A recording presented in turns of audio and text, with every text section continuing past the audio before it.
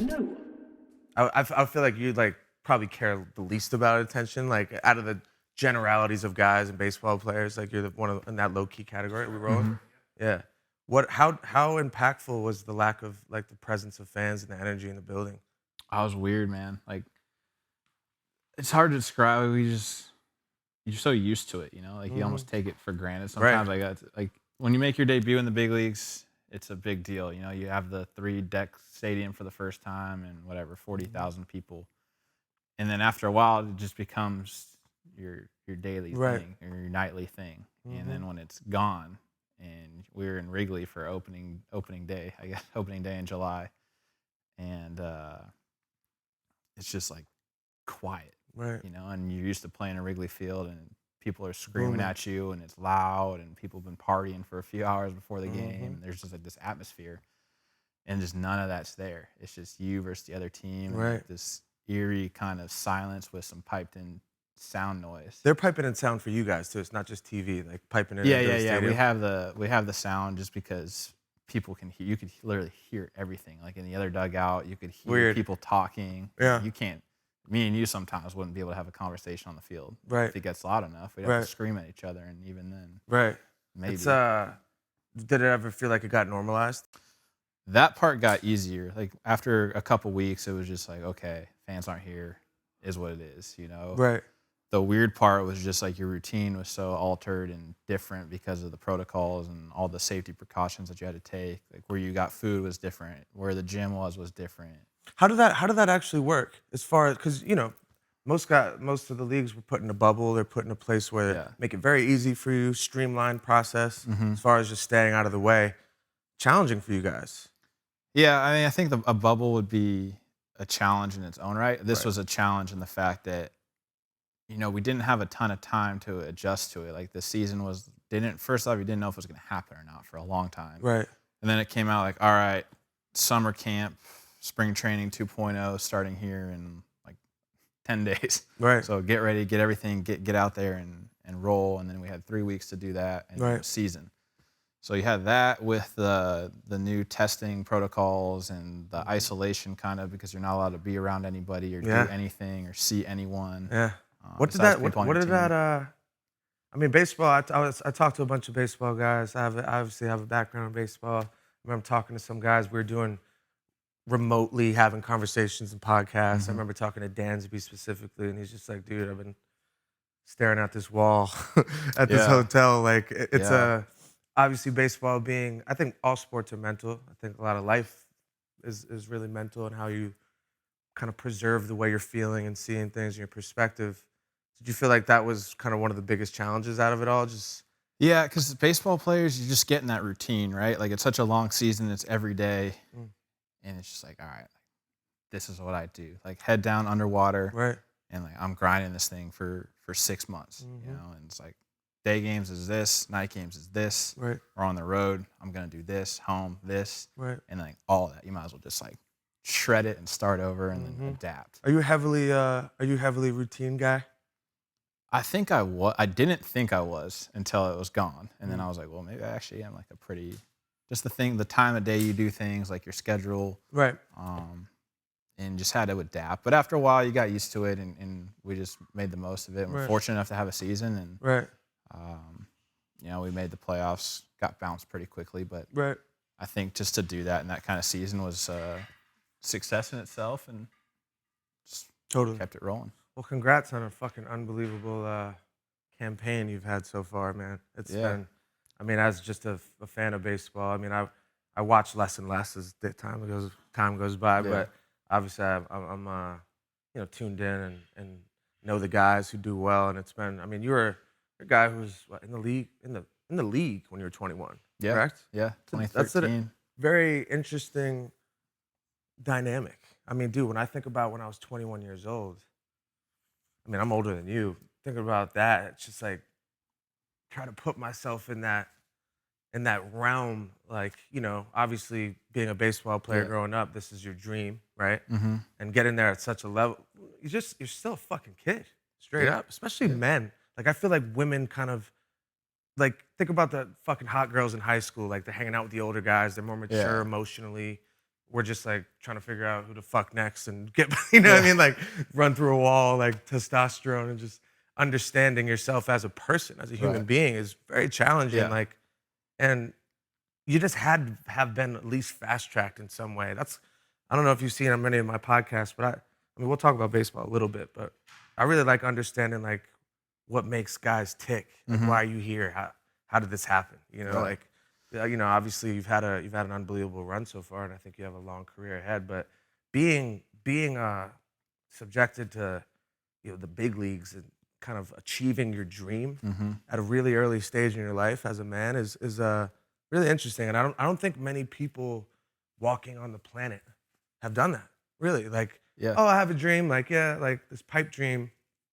You do it, but not only you do it, like you just fast track. You do it fucking ASAP. As soon, really, you can't really get there much earlier than 21. So, Yeah. I wanted to kind of pick your brain on that, and like, you know, if you could put yourself back in the psyche then, and just, you know, were you always kind of emotionally, you know, advanced or just very calm and collected? Is this how, you know, just Yeah. walk me through it a I mean, bit. I was actually talking about this with somebody the other day. It might have been one of our young guys, rookies, or prospects. It's kind of like this. It might have been at lunch or just Right, like in the locker room or something. And right.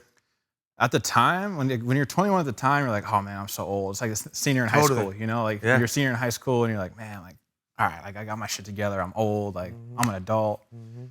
And then you look at yourself now and you're like, dude, I didn't know shit. Like I thought I knew everything. I thought I was like So true. so mature and had my shit together and knew what I was doing and knew what life was about. And I was like, I got this. And then you look back, you're like, dude, no, not even close.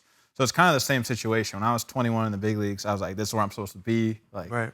I was kind of just almost naive to it, or like Yeah. just like dumb, but in a way that it helped me because I was like, yeah, I belong here, man. I'm 21. Like, I'm in the show. Like, yeah, of course. Like, I'm going to go out there and crush it. Right. And like looking at myself as a player at 21 and a player now about to go into my age 29 season, parts of 9 seasons later, I'm like, dude, how did you even survive? Like, well, how did you even Yeah. get a hit? Yeah. And at the time, I was like, dude, I'm gonna go crush this. And like, I wasn't playing at the level I am now Right. back then, but I didn't. I was like, yeah, like, this is what's supposed to be happening. And I mean, probably a part of your success, you know, not getting part of it, I mean, you do have the thing of like, all right, like I remember thinking when I got called up, I was like, all right, like I don't know if I can do this or not, but we're about to find out here pretty quickly. right thrown into the You got fucking no fire. choice. And part of that situation, you know, like where I was at the time, like Miami, the team, we ended up losing 100 games that year. They let a lot of their young prospects. Probably a blessing, right? Well, yeah, it is. I mean, a lot of it's situation dependent in sports. And then when you get your Absolutely. opportunity, you have to produce and take advantage of it and play well. And that's the thing, dude. Like, so many people want to say that there's something. Like, oh, I want to say I play in the big leagues. Or I want to say, like, oh, like I want to write in my Instagram bio or Twitter bio, you know, musician, Right. Major League Baseball player. But do you want to do what it takes to be that? Like, do you want to say it or do you want to be it? And I was like, I want to be it and not say it. So you can get caught up and like you see it. Like now that I've been in the league long enough, you see guys that have a lot of talent and wash out because they want to live the life and the image and do it for the gram, for lack of a better Absolutely. phrase, instead of like, hey man, like there's a small window of my life here to take advantage of Yeah. this crazy, unique opportunity that I worked my ass off to get to. Like Right. people forget, like you worked your entire damn life to get to this point. Like everything you did since you were a kid was like geared to this. Totally. And not only you, but like your family and people that surrounded you. It was like, Everything. everybody's effort and time and energy was like to help you succeed and live your dream. So why are you gonna piss it away once you get there just to live the life or write some shit in a social media bio? Right. And you get caught up and you have to like ground yourself sometimes. Be like, look, man, like that's cool. Like you got to do that sometimes. You got to have fun. You got to enjoy life, but you got to realize like what it's about. It seems like that seems like one of the biggest discrepancies, if not the biggest, between the guys who really have those storied careers. The guys who really Because it takes so much, man. Takes Like so it much. demands the game of baseball, and I'm sure I can't speak on football and basketball, but you can speak on playing at like a really high level. It demands so much. It demands so much time, so much commitment, so much effort, not only during the season, but the off season, on off days. Like you got to so get much. it, man. And your entire being is really wrapped up in this, you know, in the sense of not in a negative way. It's just like what you eat. Right. What am I gonna do from your nighttime? Like, and you're Yeah. really thinking about like young adults in the prime of their lives in the sense of like health and energy, Right. and trying, and also in the prime of their life, like these are the years that you're like figuring out what life is. Like you really before 20, you're not even thinking about like Right. life on a grander scale. You're like, what's my day to day? What am I trying to do? But like you get into this 20s, even up through mid 30s, like where you're like kind of looking around like, all right, like there's more to life than just like my tasks and my job and who I am. There's like this whole other realm of what being alive is, where it's a lot to figure out, and it can be challenging not in the limelight. It could be challenging with no one watching. Obviously, like tons of people have problems kind of, I guess, establishing their place and who they want to be and their purpose. You hear people talk about purpose all the time. Yeah.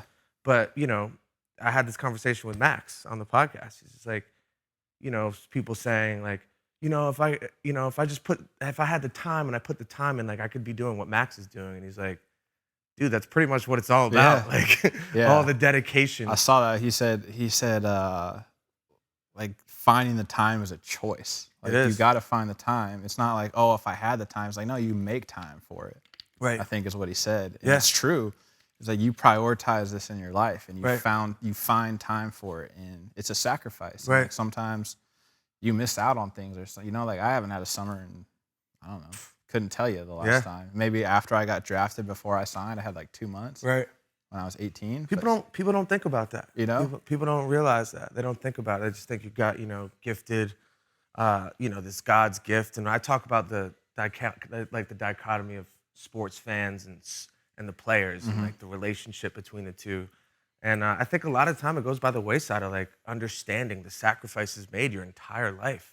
And even currently, like even though you're a millionaire and even though you get all these perks and you get in the restaurant before them, all these stupid things that like people societally might think, that's the shit. Those guys are living the dream. Like there's just so much that goes into it. And you are living the dream. Like you are living the dream, but you had to earn it, Like it wasn't like you were blessed with some talent. Like you have to naturally have the ability and like the athleticism inside of you to do that. But you got to grow that, man. Right. Like you're not just now, tapped on the shoulder and it's like you're going to be this star athlete. Like, you got to earn that your entire life. Were you like noticeably just very, very gifted athletically your whole life growing up? Did you know, was there something in the back of your mind like something special, brewing? I didn't know if I was something special or anything like that. I was always like a gifted hitter for whatever reason. Like that kind of came naturally to me. I played all sports growing up: basketball, football, baseball. And you had like sports in your family, right? Your parents. More on the football side though. Nobody played baseball besides me, but I didn't just start playing baseball until high school. But even in high school, I didn't think. I knew I was good. I never thought I wasn't good. Right. But good and can you play in college or pro ball or the major leagues? It's completely, there's a pretty wide spectrum. So it wasn't there. like an obvious thing to you. Like it wasn't like, I mean, dude, I didn't know if I was gonna play in the big leagues or not till like my first major league camp, and I had success in it, and I was like, all right, maybe there's a chance. And I was a first round draft pick. Right. But you just can't assume anything. You got to go out there and earn it. And 2013. I think it was the World Baseball Classic, and it was my first time in Major League Camp, and some of our players went to the WBC, so I really got a chance to play for a long time because they were missing from camp. And I did well, and like I said, going back to being 21 and dumb, I was like, oh, I can play in the big leagues, but you don't realize, like, spring training is not really the big leagues. Like, they have the same name on the back of their jersey, and it's the same guy, but the game's totally different. There's no scouting report. Like, that guy's out there like, whatever, bro, hit it 700 feet. I don't care. Like, I'm out here working on stuff and trying to feel things, maybe working on a new pitch. But when you're a young kid, rookie, first big league camp, you're like, oh, dude, it's on. And you're playing like it's game 7 of some playoff series out there. Right. And had a little success there. And then I've kind of finally had it in my mind, like, all right, like I can do this. I can do this. I think I'm going to end up being able to play in the big leagues. I knew I wasn't going to make the team out of camp because I hadn't even played in Double-A or anything yet. But I was like, not too distant future here, I might have a shot to do this. Yeah. It's a different story when the lights come on and that third deck goes up there, but I think Mm-hmm. like I'm gonna have the opportunity. And looking back on that, and like it seems like it was a year ago, but it really hasn't been. It's It crazy flies. how time Yeah, moves, it really man. flies. It really does, especially when you're living a life that you're living. I kind of wanted to ask you your thoughts on it. Um, Baseball is a sport now in the current stance in societies, especially. It feels like it's scratching and clawing for like how we're gonna compete with grabbing the attention of this younger generation. Like this.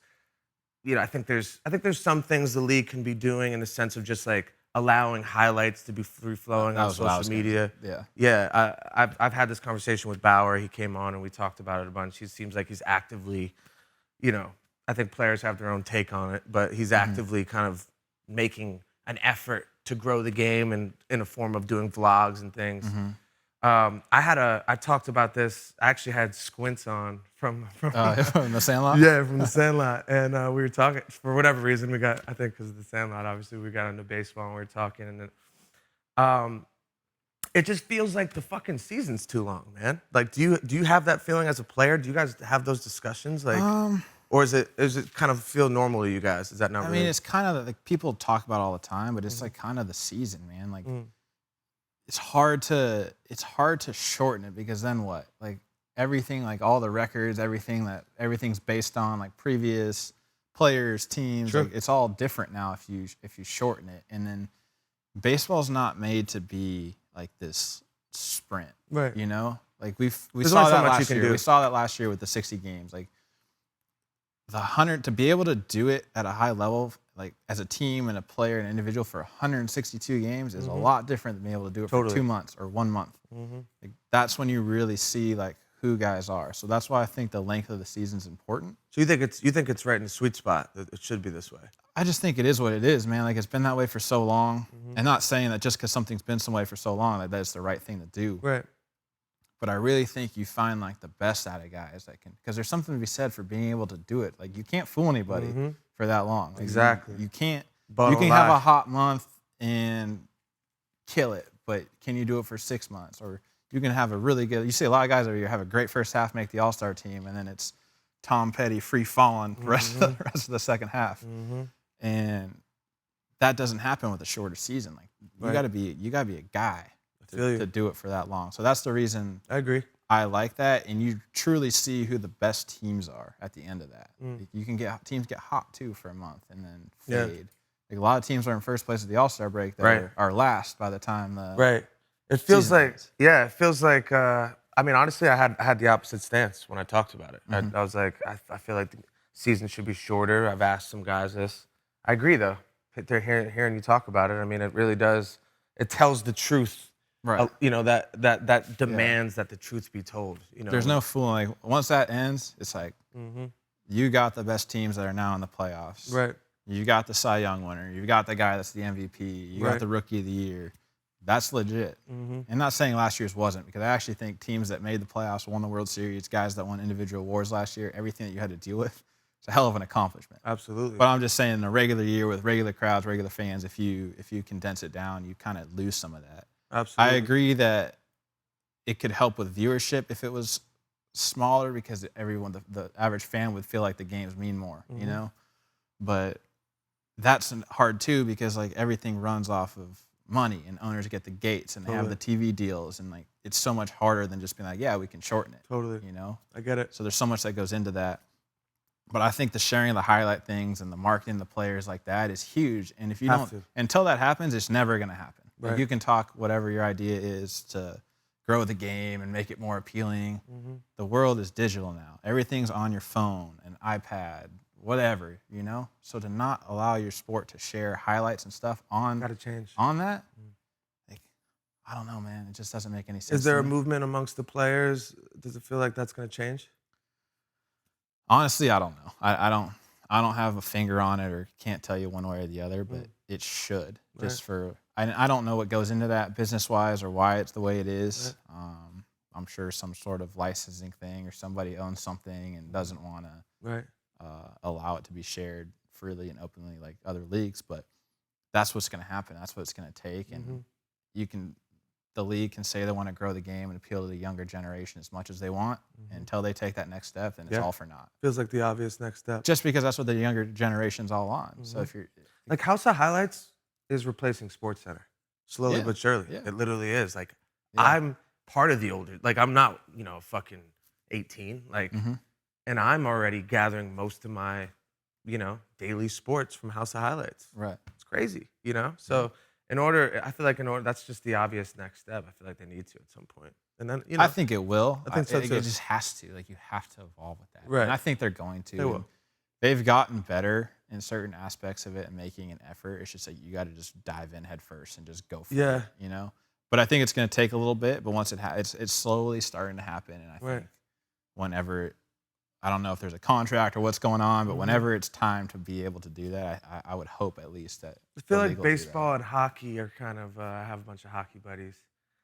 Kind of like it feels like it's kind of the old man like way of the structure of the way the league feels. Even like it just needs to be modernized. Like in the sense of just like even just like allowing you guys to be exactly who you are. I feel like baseball is taking steps in that way, even just like with the uniform stuff and allowing like you guys they should be like taking pictures and uploading you guys walking into the stadium. I know they're starting that now. Like just these things that give you an identity beyond just down there on the field in your uniform, Right. And I feel like, hockey's another one of those sports where they could just got to dive in on it and let the players really, just the modern version of this whole thing where it's like you don't really have to regulate the players as much. Let them, there's most interviews used to be very buttoned up. Now you're sitting here, we're bullshitting, talk, and the same amount of people will see it, so it's this whole change to a more raw.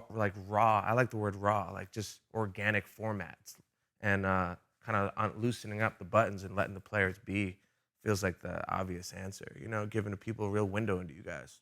Just letting people know like who you are. Because most people that's how they know you is through how they watch you on TV playing the game. And they'll have a perception of you one way. They may love you, they may absolutely hate you, but chances are they're never going to meet you, and you're never going to have a chance to sway them one way or the other. Right. And so their just impression of you is, like, all right, like this guy plays on the team. I don't like that guy. True. But if we sat down like this, like maybe you would, or maybe like, fuck that guy, I hate him. Yeah.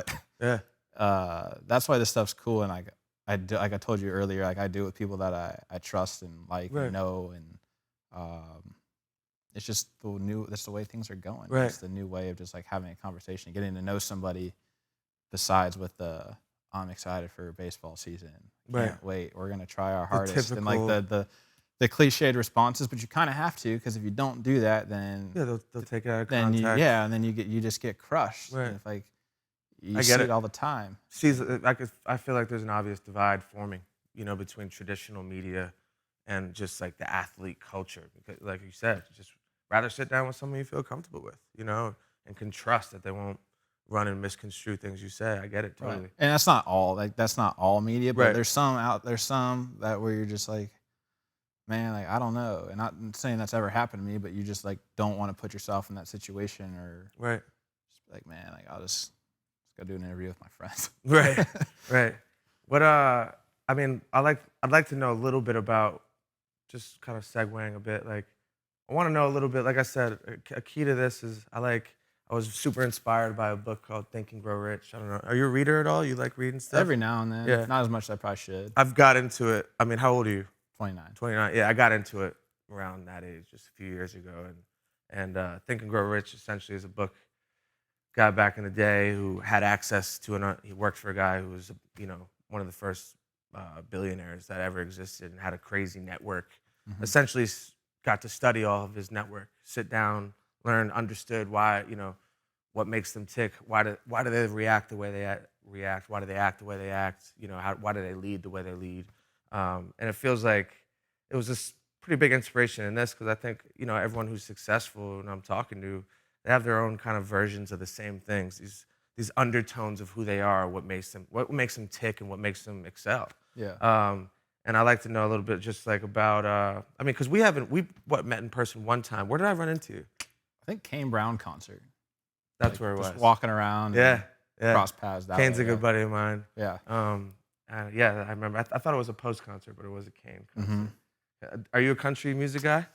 Yeah, I was actually doing a Sports Center thing across the street from Staples, and he was having that thing too, and I was like, well, I don't want to drive back in rush hour traffic. Right. And like, I like country music, and Yeah, I like all music actually, but right. I like country music and Kane, and it's like, yeah, I might as well like go check it out and do that whole thing. And good time. Turned out it was like the last concert I'd see for a long time because COVID shut the world down. But I want to say that might have been the last concert I've seen too, or even played. I haven't played any concerts since. Yeah, crazy. It was wild, but that's how I ended up there, and just with some friends and some people, and we crossed paths real quick, exchanged numbers, and we're in touch, and been meaning to do this for a while, and finally lined up. It always happens at the right time, you know. But yeah, I wanted to just, you know, you could share as much as you want about it, but just I know you grew up in California. You know, just give us a little window into you know, not even your childhood, just your steps from A to B, getting into professional baseball, and just tell me a little bit about it. Yeah, I mean, I feel like I had a pretty, like, I wasn't groomed to be like a professional baseball player. Like, I feel like so many of these kids these days are like, they're like programmed to be this, and there's so much specialty coaching and travel ball when you're 5 years old or whatever it is, and like, travel ball wasn't really a thing when I was a kid. I mean, 12, 13 is when it first started coming on the scene, and I played that whole deal, but I played everything. And my family and parents let me make a decision. And it was just, even when I got drafted, I was a first round pick, college on the table. Like, look, we'll help educate you or talk to you about whatever you want to talk about when you make this decision, but like, you got to live it. Right. You're either going to college or you're either going to the minor leagues and grinding on the buses and trying to make it to the big leagues. So you've got to make the decision at the end of the day. Like, if you want to bounce stuff off of us, awesome.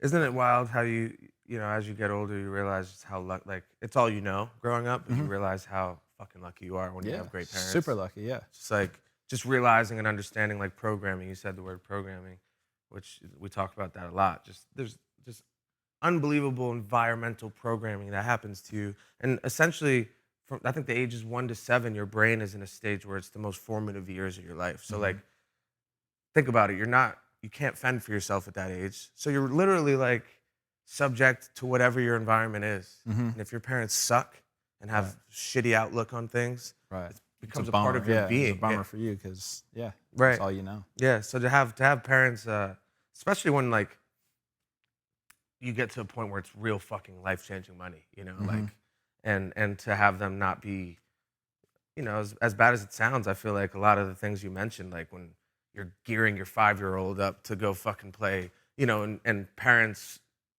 you know, when you have a talented kid, there is a lot of money, and I think a lot of times it will come from a good place. Yeah, but there's also that element. I feel like in order to be able to want to put the work in to get to that level that they want you to get to, you have to enjoy what you're doing. Like, you have to let the kid has to decide and be like, I want to do this. And then it's like, great, support them, give them every opportunity that you're able to give them to achieve that dream. But like, you have to decide yourself. Like, it doesn't matter how bad anybody else wants it. If you don't want it, it's just not gonna happen, because you have to take ownership. It's like what we were talking about earlier. It's like everything you do in your life, not to be like over dramatic or anything, like everything you do in your life, but it's like a lot of decisions you make in your life or actions you take are geared towards that goal from when you're at a really young age to like even now. Absolutely. So you have to want to do it. If you don't want to do it, it's going to be miserable when you're not going to put in the work or do the things that you need to do to get there. You're spot on.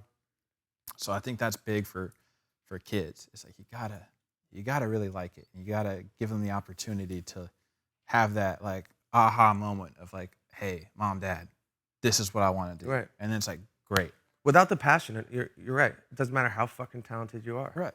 I mean, without the passion, there's no way you'll be able to achieve. Yeah, it just won't happen. Right. You can be super talented and you might go really far just on talent, but to make it to where everybody dreams of, you know, of, like you said, life-changing money or whatever is that thing that you're chasing, whether it's stardom, money, whatever it may be.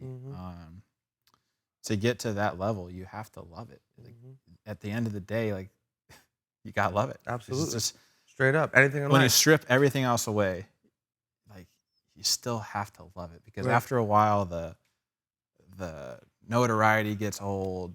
Like Almost to the point where you kind of dislike it. I talk to a lot of guys, just like that's the least. I mean, I know me personally. I don't. yeah, no, yeah, for sure. Yeah. But like if that's what's keeping you going, Right. it's gonna fade, right? Like Absolutely. once it happens to you at the beginning, you're like, oh, this is weird, man. Like this is cool, I guess, but I don't really know how to feel about it. Like Right. it's still kind of weird. And then like after a few years and stuff, it's like, all right, like that's not what drives you, or like you have to have that drive inside of you to be the best, or to get everything out of it that you have. Right. Nobody, like no external influences are going to make you put the work in. You Right. know? I even tell people, like, yeah, the money's cool too, but it's all digital numbers. Like when you have an 0 for 4 with 4 strikeouts and you suck, it's not like you come back to your locker and there's a big brown bag of money at your chair. You know what I mean? Just numbers on a screen. Right. Man. It's you and your thoughts. And I'm not discounting the fact that like life-changing money, that's awesome. And like I appreciate it every second of the day. But when you're going through it and you're not doing well and you suck and everybody hates you and they're booing you, you don't come back to like a stack of money at your chair and like, oh, it's going to be all right, man.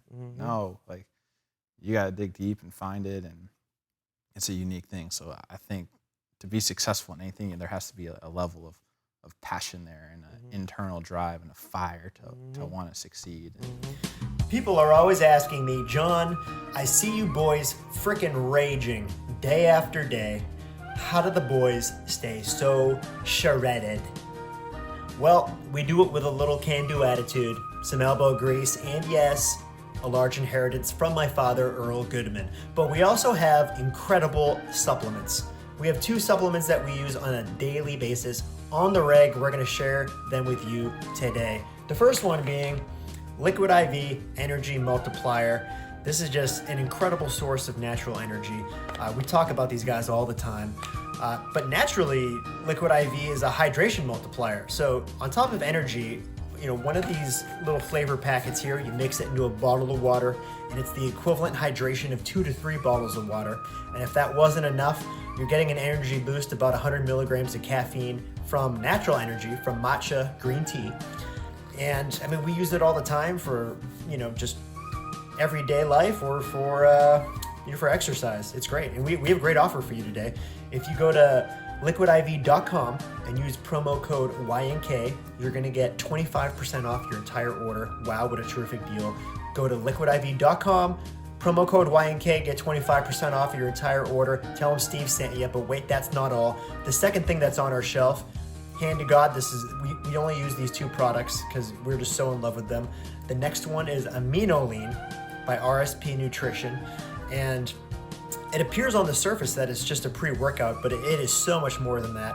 Again, you take a scoop or 2 of this into a bottle of water. It's great for weight loss. It's great for mental focus. It's got 0 calories, 0 sugar, and a really good flavor. You can use it to replace your morning cup of coffee. You can use it before a workout. You can use it on days you're not working out for muscle recovery. It's really just an all-in-one Amino by RSP Nutrition. So go to rspnutrition.com and at checkout use, again, promo code YNK and get 20% off your entire order. I know, I can't believe it either. I'm just dishing out these deals left and right. That's rspnutrition.com and use promo code YNK to get 20% off your entire order. Tell them Steve sent you. So being drafted, you're from California, which is a place you didn't play year-round baseball, though. You played multiple sports. Yeah, I played year-round baseball, but it wasn't really that much of a thing. Like there was kind of fall ball a little bit. I remember playing that a little bit as a kid, but travel ball wasn't really a thing. Like you could play I played the wiffle ball on the street, I guess, with my friends, or played football or basketball. Got some action. I remember being in all the football leagues and the basketball leagues and all that Quarterback? stuff. Quarterback and then receiver a little bit. You got some wheels? I can run a little bit, yeah. Even more so back in the day. I still got it though for hopefully a few more years. Still got it. Basketball, I was all right. Like I wasn't going anywhere in basketball, but it was fun. And like all my buddies, I had a good, I still have a core group of friends, and like that was formed through sports. Yeah. And we'd all play in basketball and some football and baseball. And that's really why I stuck with baseball. I was like, well, my buddies are doing it, I like it. Like, pretty good at it, but we're all kind of my friends ended up being pretty good. Like a lot of them went to college on baseball, so to be able to do that, you gotta be pretty good. Yeah, for sure. So we were all kind of the same talent level, I guess you could say. Like we weren't really like, oh man, like I'm so much better than these guys. Right. No, these guys are dudes too. Yeah. And I think that's maybe why I was like, I don't know, like I'm good, but like who knows? Because like the people you're surrounded by, like Totally. D1 pitcher or D1 position player. Right. These guys all went to Division I schools. So I just didn't know any better. Like, these are my And then my homies. Junior year of high school, things started to change? Yeah, I made the varsity baseball team as a freshman, and I was the only one of my buddies to do that. And that's when I was like, all right, like maybe, but who knows? Like, I don't know. Sophomore year. And then sophomore, junior year, like I was like, all right, like got a pretty good chance here to go to college for sure. Right. And you started doing the whole recruiting thing, getting the letters, and I was like, this is kind of wild. Did your level of focus with the game accelerate as you realized you had a real shot? Or was it always there? I was always pretty passionate about it and really focused. I mean, once I got to high school, that's when I started just playing baseball. I was like, this is what I'm best at. Right. I enjoyed doing it. Right. Like if I'm gonna do anything in athletics, like this is what it's gonna be in probably. Right. And just geared everything towards that and tried to see what we could do. And like I didn't know. Like of course I wanted to get drafted out of high school. Like did I know? No. Yeah. I just was trying to First go to round college of high first. school, Yeah. man. I was trying to go to college first. Well, I was a first round pick because there was it's so weird how the draft process works and like the prospect status works. Like, I was a first rounder, I think, because if you know like the Urban Youth Academy in Compton by any chance? Like, so there's like the Urban Youth Academy. Right. And there's this big showcase there right before the high school season starts. And like all the best players, I think it was from like the west half of the United States were there. And like I wasn't a great showcase player back in the day. Like I was fast, but I didn't run the fastest 60. Like my arms sucked ass. Like there is a real difference. There's a real discrepancy. Like guys who showcase. Yeah, I couldn't throw real well at all in high school. I'd hit good in BP, but like I didn't have 80 grade light tower power in batting practice. Fielding was okay, you know. I was 6'3", 175 pounds. Like I had to grow into the body a little bit. Yeah. But when the game started, I could always play. Yeah. You know, when the game starts, I can play and like be a winning player in the game. But none of my tools stand out to you. I get it. In a showcase format. So I was always a pretty high ranked prospect, but I was never like, oh, this guy's a surefire first rounder. Right. The tools. Right. So this day, the stars aligned, man. Like best 60 I ever ran, best I ever did in batting practice. Game started, like hit a triple and like something else, took a bunch of good swings. And like 2 days later, like, oh, potential first round pick, you know? And I was like, all right, you know, because I got cut from the Team USA trials that summer before. Like I didn't make the Team USA. I played in the area code games for the Brewers, actually. It was the Brewers area code team. Look at that. But I played like part-time. You know, I wasn't like, when you're on those teams, like there's guys that they're like, hey, this is our guys. Like they play every day, all the time. They get all the attention. I wasn't really like one of those guys. I was on the team and it was cool. And like, I was just playing, splitting time. I was playing first base at the time. So I was never one of those guys that was like, okay. And then Harper was actually at that showcase too, but he was 15. This is the best player I've ever seen. The LeBron of baseball. Well, he became Bryce Harper after this showcase. Like, this dude hit every ball in batting practice, like over the fence. Game started, the guy threw him a curveball. He hit this thing like fucking all the way into the parking lot. Like, oh, this guy's like incredible. I remember talking about it. I was like, are you like a senior, dude? He's like, no, I'm a freshman. He's like, no, I'm a freshman. Why do you have a goatee? Yeah, and like I don't. He probably doesn't even remember this, or maybe he does. But I was like, are you a senior? He's like, no, I'm a freshman. I was like, oh shit, like fuck. Maybe it was a baseball thing, not for me, you know. Yeah. But I also had a really good showcase and a really good day that day, and he became like Bryce Harper after that. That was like Baseball America cover, like all this stuff, and I remember that after that. And then I kind of started getting that first round pick, kind of helium, moving up the draft boards, and maybe so, and then ended up having a really good high school season, and that's how that ended up going down. But at the time I made my college commitment, I was like, dude, I'm for sure going to college. Like I got, you know, this was one day, like 6 hours. It's interesting hearing all this because it's. I always talk about this, like everything that we experience as people is data. Like it's we're continuously changing as people. Like whatever we eat, whatever we think, whatever we experience, and it's probably a big reason why you are the way you are. You're humble, like the humility, and just kind of the things you care about. I feel like, when you are subject to the treatment that a Bryce Harper is, at 15, or, just the idea of like, I grew up around a bunch of good baseball players. I never really I didn't know if I was just so much better, but all of that kind of goes into the equation of who you are and like your makeup, it's interesting. So you get drafted first round, fucking, probably 7 figures hit your account.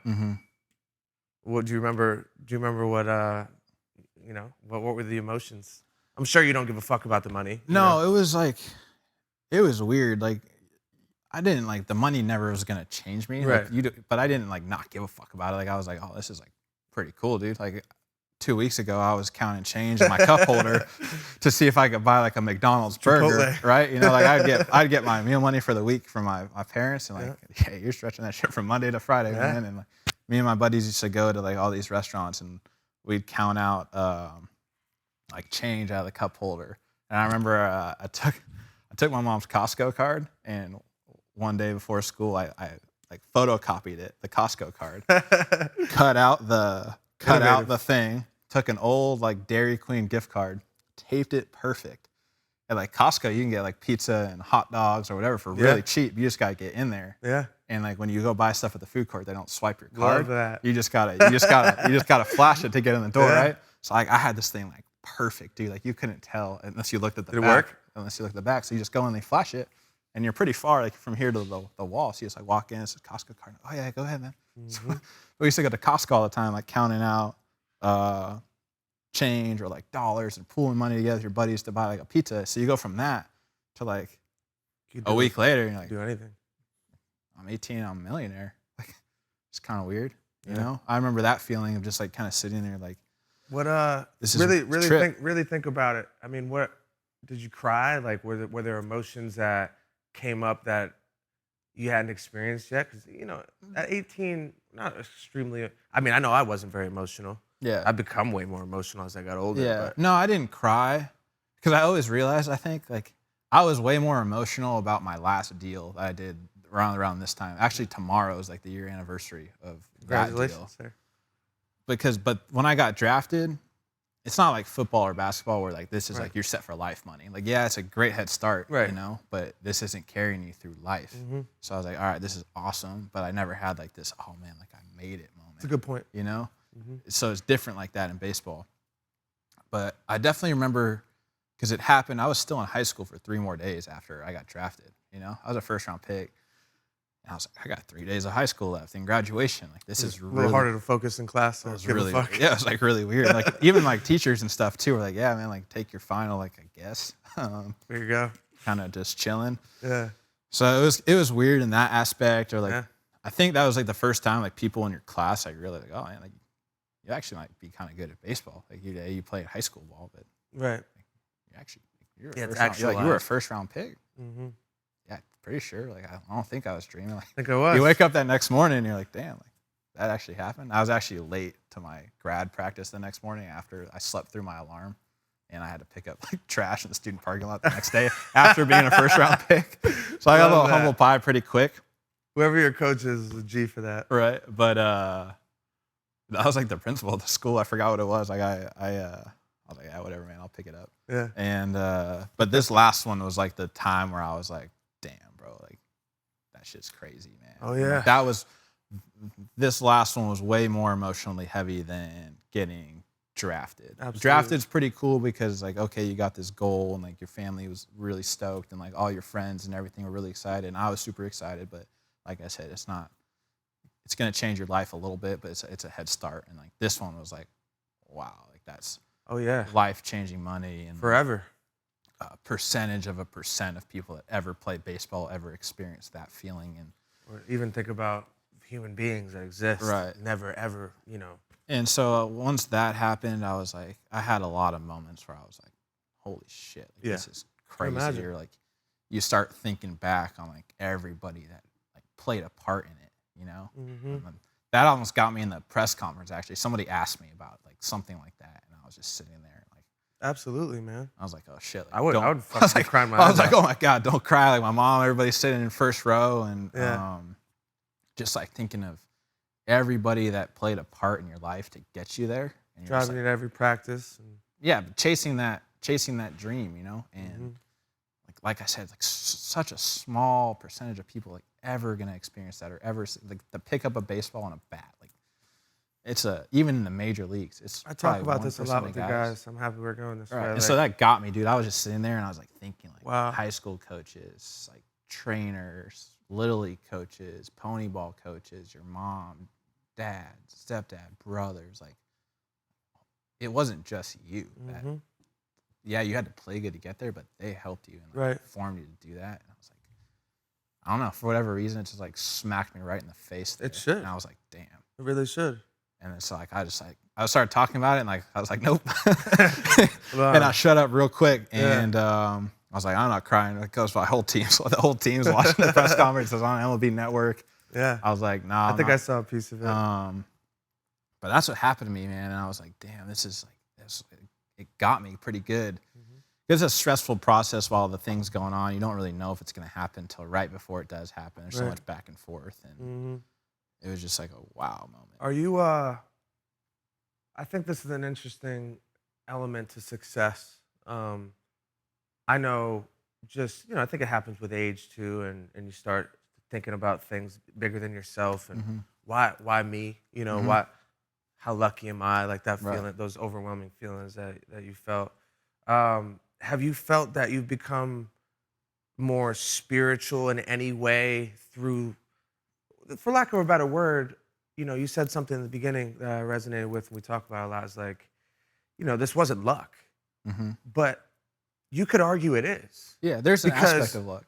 But even the hard work, right? Mhm. Like, or the parents element. Mhm. Like, why the fuck do you have those great parents? Right. Why do you have the mental makeup, or why do you even have that passion? You didn't Mhm. put it there. You know what I mean? Why do you have that passion to sacrifice and do the things that allowed you to be, unlock your full potential? Yeah. And I find that a lot of people, or at least it seems like a trend, especially with guys like yourself who are, not lost in the sauce. Yeah. That you kind of start thinking about it on a bigger spectrum of like, there's a humility I feel if you do it right that grows with the success, because you're like, man, I'm lucky, like there's sure. so much that For went sure, right for for sure. me. Do you feel like and it's okay if not, do you feel like there's been an element of spirituality that's come into you through this process, or even something leaning that direction, or is it just More of just like an appreciation, and just like it sounds like you've kind of so yeah, I've thought about this a lot actually. It sounds like you probably have too. There's an aspect of luck to it, 100%. Like a lot of it is on you, and to do the hard work and to do the stuff that it requires. But like you said, your surroundings, just like your ability, the opportunity, the times you took advantage of the opportunities, the times you needed to perform well, you performed well. Like the stars aligned for you, man. And you're just like, man, like, yeah, just like, I'm so fortunate to do this. Like I've always been a pretty humble person, but like right? it almost made you like more humble and like appreciative, and like you look at the game and life in like a completely different way than you ever had, and I don't think until you've experienced it you can even kind of relate to that feeling of like you just like It's true. you sit back and you're just like, dude, this is such a trip. And you just like, I always treated people better, but you treat them even better. And like Totally. your outlook on life, you're just happy, and you try and make other people happy, and like you're more.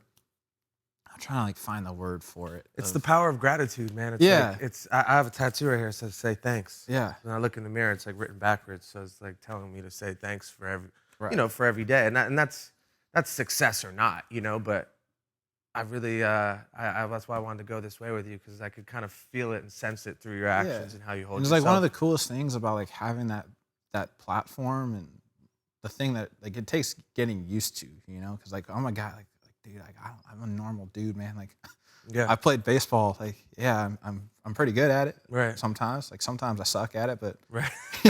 but I'm pretty good most of the time. Yeah. But that's like that doesn't. Besides that, like separating, like you, me from anybody, like that's the only thing. You're Right. still like a regular person that had a Regular. childhood, that had buddies growing up, that was in school and did all the same stuff. But now you've got this platform. And I think one of the coolest things is like you can just make somebody's day by saying, "What's up?" And like, "How's it going?" Isn't like, that incredible? How are you? And like that's the coolest thing in the world to them.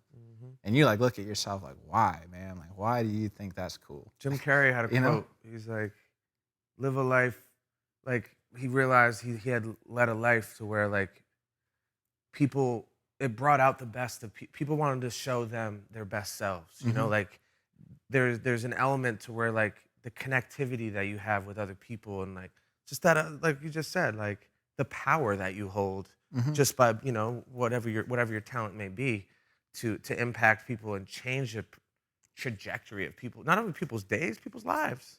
Yeah. You know, it's a trip, dude. Like if you really start thinking about it, you're like, man, like this sometimes like there's some heavy shit. Like, absolutely. and with that, you have to do things the right way. Like there's an added responsibility on you to like not fuck up. Like don't fuck up. Like like it makes your decision making better. Like everything you do. Like just don't, man. Like it's not worth it. Like, don't put yourself in this situation. Don't do it. Like it's not worth it.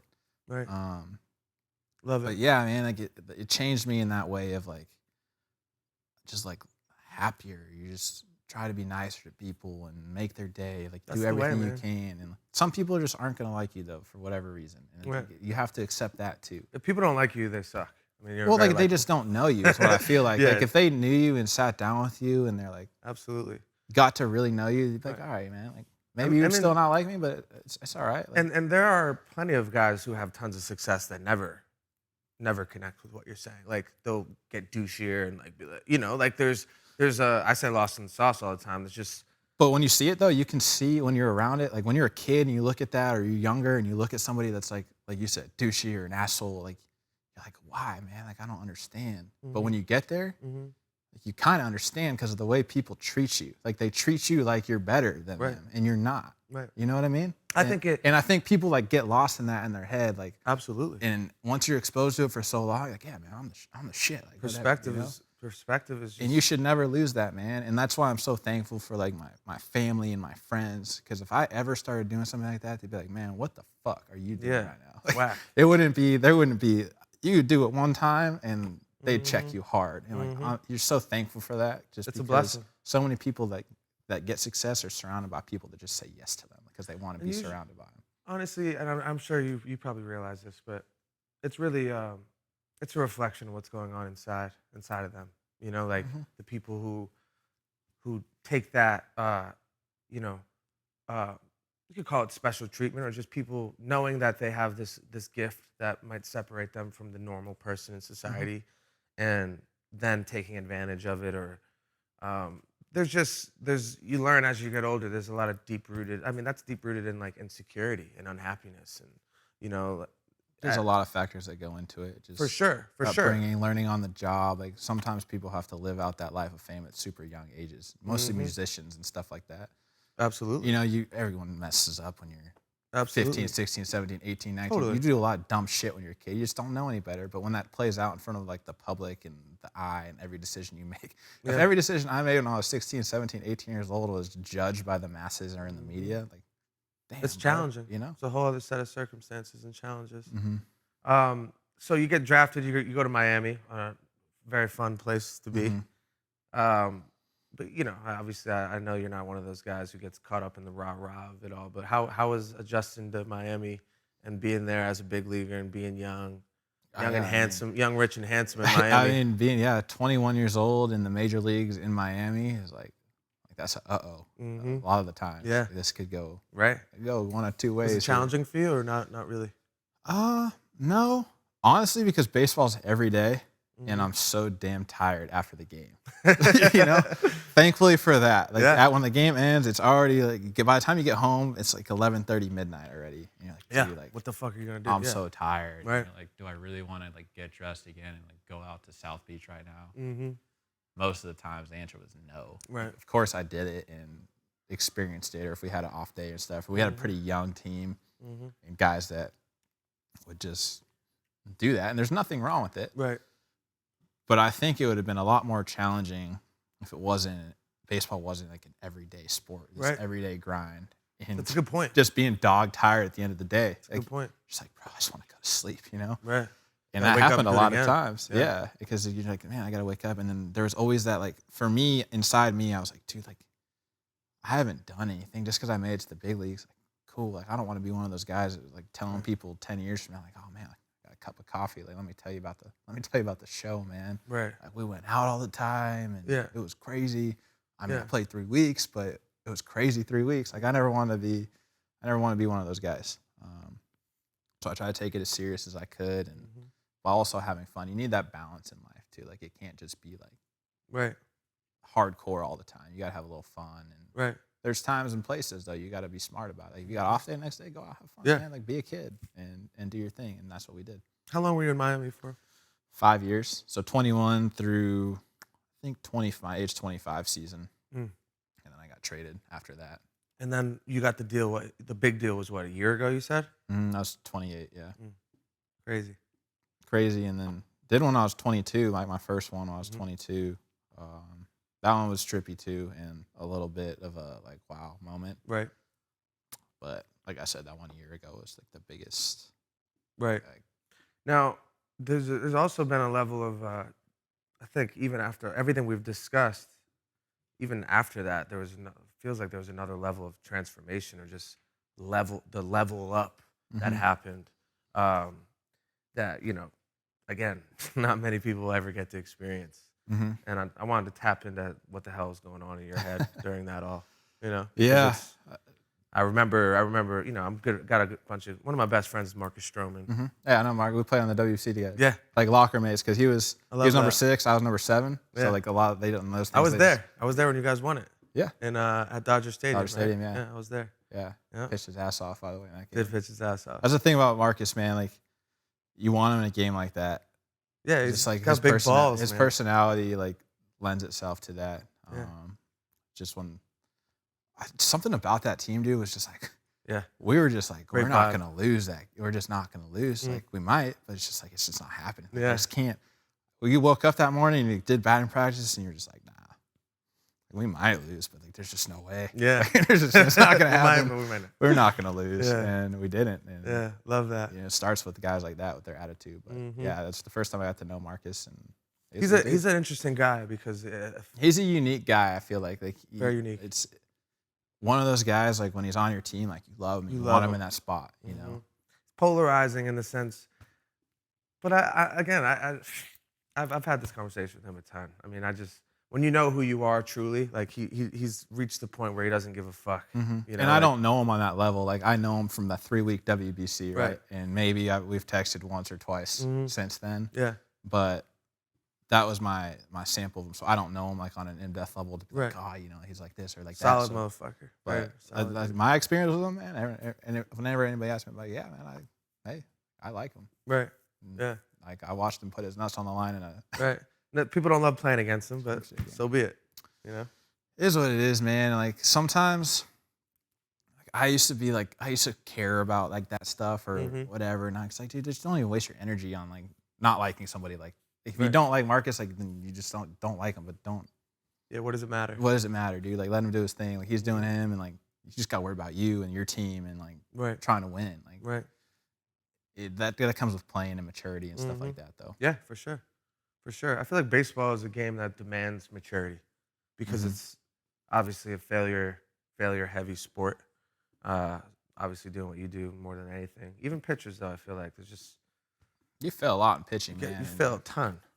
They have the same bad luck aspect that you do as a Totally. player, you know, and like, it's harder for them. Like, if you have a couple shitty starts, like, it could ruin your whole season. Yeah, because you let it marinate for a week too. Well, it's like, dude, if you go out one start, you get up 10 runs or something in one inning, like, you gotta climb back. then it's like, dude, that could change your entire season. You know, Absolutely. as a hitter, at least one day is really not going to make or break your year. You know, true. maybe if you hit 4 homers or something, it might make your year. But if you go 0 for 4 with 4 strikeouts, that's not the end of your season. Right.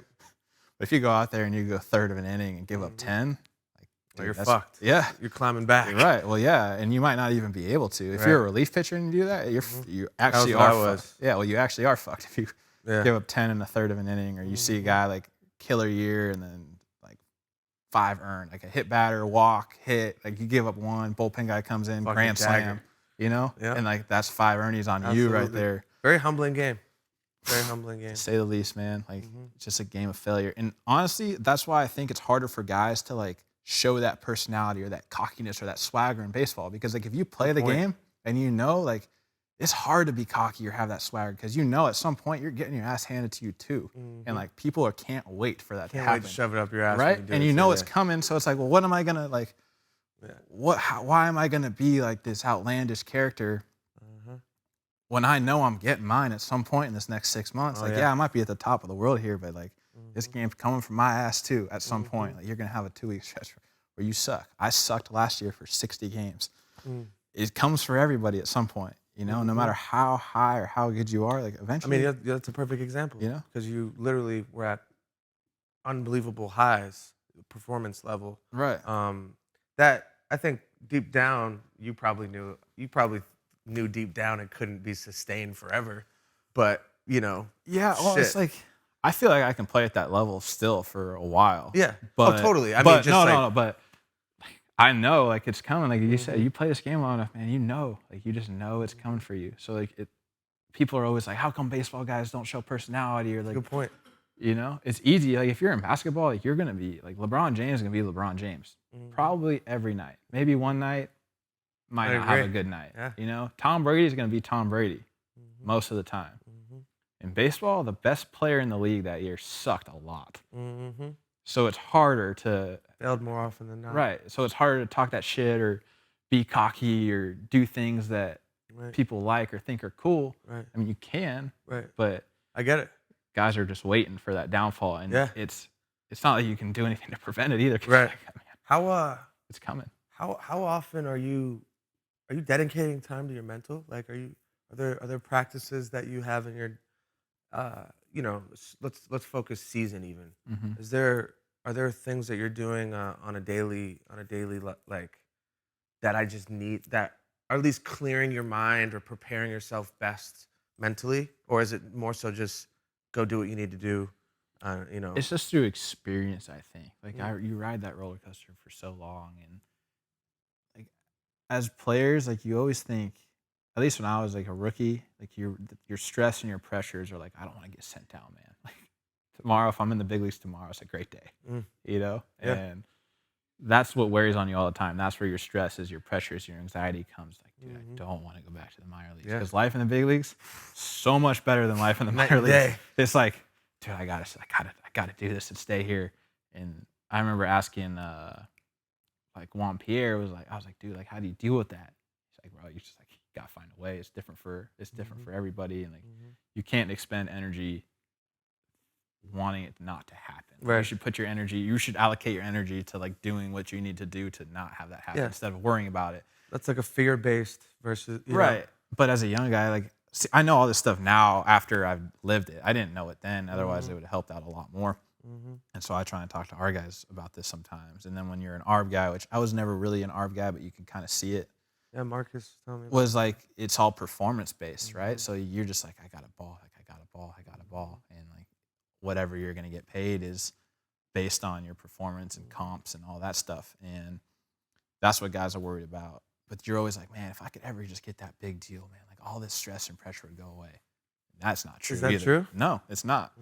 And because once you get that deal, it's like, all right, like I want to prove I deserve this, or I want to hold up my end of the bargain. Like I'm not somebody that I don't want to be like, I got you, you know, and do that. Like, I'm done. right? No, it's like, dude, like I want to prove, like I want to play good every year of this thing. Like when this thing's done, like I want to have such a good year that last year that whether I keep playing or not is my decision. I don't want it to be like, hey, I can't wait till this dude's contract's up because it's terrible. Right. So that's like your stresses and pressure now. It always morphs. It never goes away. It's a life lesson in that. But you're always like looking up, like, man, like, if I could just have that, it'd be all right. It's life, It's never man. the truth. It just like reforms itself into that thing. So you should never think like that stuff's gonna change.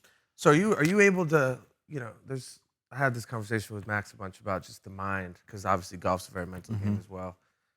What a lot of the shit you're saying is like about a lot of the books that I preach and talk about, the power of now. Like, are you able to, when you're playing the game, are you able to just focus on the step in front of you? Is that you think that's a big part of what makes you have great? to in baseball. Like, you have to think on just the daily, man. Like, I got to give everything I got today to be as good as I can be today for the team, for myself. Like, I gotta put it all into today. Like, I can't worry about tomorrow. Can't worry about this weekend. I can't look up and be like, oh, we got 6 months to go. Like, nah, dude. It's like, put your head down, do this. Like, dedicate. Like, what do I need to do today to be successful? Like, what does today require from me? And like, let me just do that. Put all my energy in that. And like, when the day's over, I'm be exhausted and I'm gonna go to sleep. I'm gonna wake up. I'm gonna do it again tomorrow. Like, put your head down long enough. And then at the end of the season, like, you look up and be like, oh, man. How challenging is that, especially with such a long season? It's really hard. I mean, you have good days and bad days, man. Like, some days you're like, all right, yeah, no problem. And then other days, like, the game's kicking your ass. You're 0 for 20, sucking. And you fucking want a beer.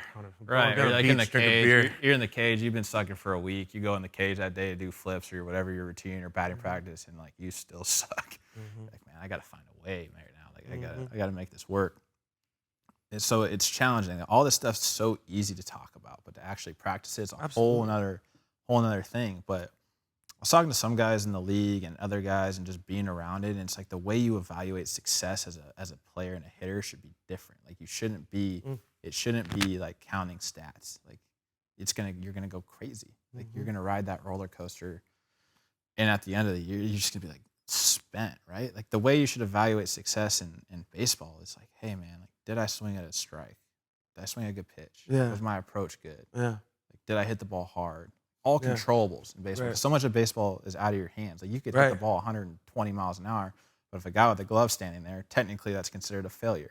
Or if your bat is detonated into 80 pieces at home plate and there's 2 guys on it, it's a flare into the outfield and you score 2 runs, like, that's a success. Yeah. But one of those over the course of 162 games is going to translate to a lot of success, and the other one's not. Right. And so it's easier for your sanity and for you to like go to sleep at night when you're playing bad if you can quantify if you had a good day or a bad day based on like controllable things. Right. And like I didn't used to do that. And when did that happen? Just like in the last couple of years when you're just, and like I said, this is one of those things that's easier to said than done, because like, I mean, dude, this is hard for regular people. Right. Like, well, just in their lives of like focusing on being present and not worrying about the next thing or worrying. Right. You know, but like, in baseball to succeed and to like get a contract and to stay in the game, like, you need those counting stats. But the way baseball is evaluated now is like, you can hit a fake 300 now. You know, they have all that, like your expected batting average, your whatever, launch angle, hard hit rate, all that stuff. So they can be like, all right, this is a legit 300, or like, do you like looking at? Do you like understanding the numbers? Yes and no, but this is the way the game's evaluated now. So like, fans are going to judge you probably off what the scoreboard says. Right. But the people that run baseball teams in the game, they don't judge you kind of based off the scoreboard. Right. Maybe for awards and stuff, you'll be like, if you had a good year like that, then that's how you get judged for that. But as far as getting paid or getting moved up in the minor leagues, or do you get your extension, do you not? It's all based on these analytics and certain sets of numbers that are, you can't really fool them. So why you should evaluate yourself based on that? Right. It's all controllable things. Right. And it's like mental warfare for like young guys in the game. It's like everybody wants, and including myself, dude. I will take my bat being in 50 pieces for a knock and 2 RBIs every day of the week over lining out as a center fielder. Every time. Really? And I'm sure. So even like, because it's not going to happen every time. But like, if you want this outcome or you want that outcome. Right. Like, of course I want the success and and for us to be winning. But the hard hit ball is going to translate to success more often than not. Like, as a pitcher, you'd much rather that guy line out than you know, make a nasty pitch and you execute what you're trying to do and he gets a flare single. Like, dude, pisses you like, off. You're just like, no, dude. Like, yeah, I know I did my job. I know that's over the long term. Like, that's gonna equal success. But you're like, dude, no. Yeah, the moral wins don't really mean anything in the moment. It's about the fucking Right. So that's why that stuff's harder to practice than say, because you can say it and like that's the correct way to look at it, 100%. Right. But it's really hard, especially when you're grinding. But I think it'll help you grind a little bit less if you look at that, because at the end of the day, you can evaluate your day like, all right, I did a good job, or I fucked this up, or. Do you even think about this? Are you able to separate baseball in your life? Yeah, I feel like I live 2 different lives. I feel like I live my baseball season. So if you suck for 2 weeks straight, yeah, or last season, yeah, what was your mental like? At the field, it's a grind, man. Like you're just like, dude, damn, right? You know, right? It's just beating you down. It's normal. You're trying, like, you're giving everything to it, and you're trying to turn it around. It's just like it's just not happening for me, and it just didn't feel the same. Like it just, the game wasn't cooperating, which happens sometimes, right?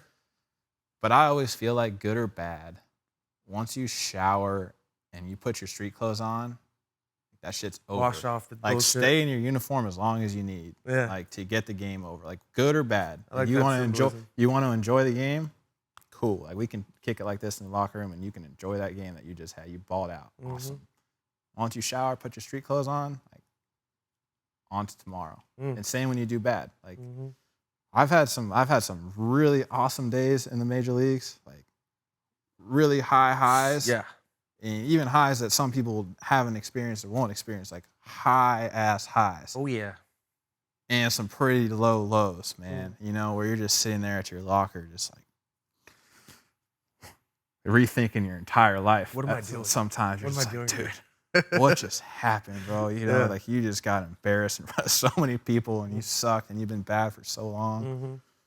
But once you shower, man, it's back to that optimism. Like, hey, tomorrow's gonna be better, and like, I don't know, maybe you got to be like mentally insane to be that way, and maybe like I am delusion. In a way, like But that's what it takes. That's what it takes. And like I've found, like that's what works for me, man. It's like I can't take it home with you, good or bad.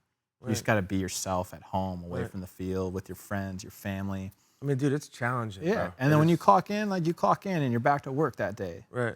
But once it's over, it's over, man. I mean, dude, it's challenging for people in the office job who are getting their ass kicked at work to not bring it home and be a douche to the guy, you know, the cashier, because he's taking forever. You know, that bad energy where you're just in a bad mood and traffic and your wife or whatever it is. Like, you know, even as simple as I have no pressure. I'm making songs in my room, you know, like.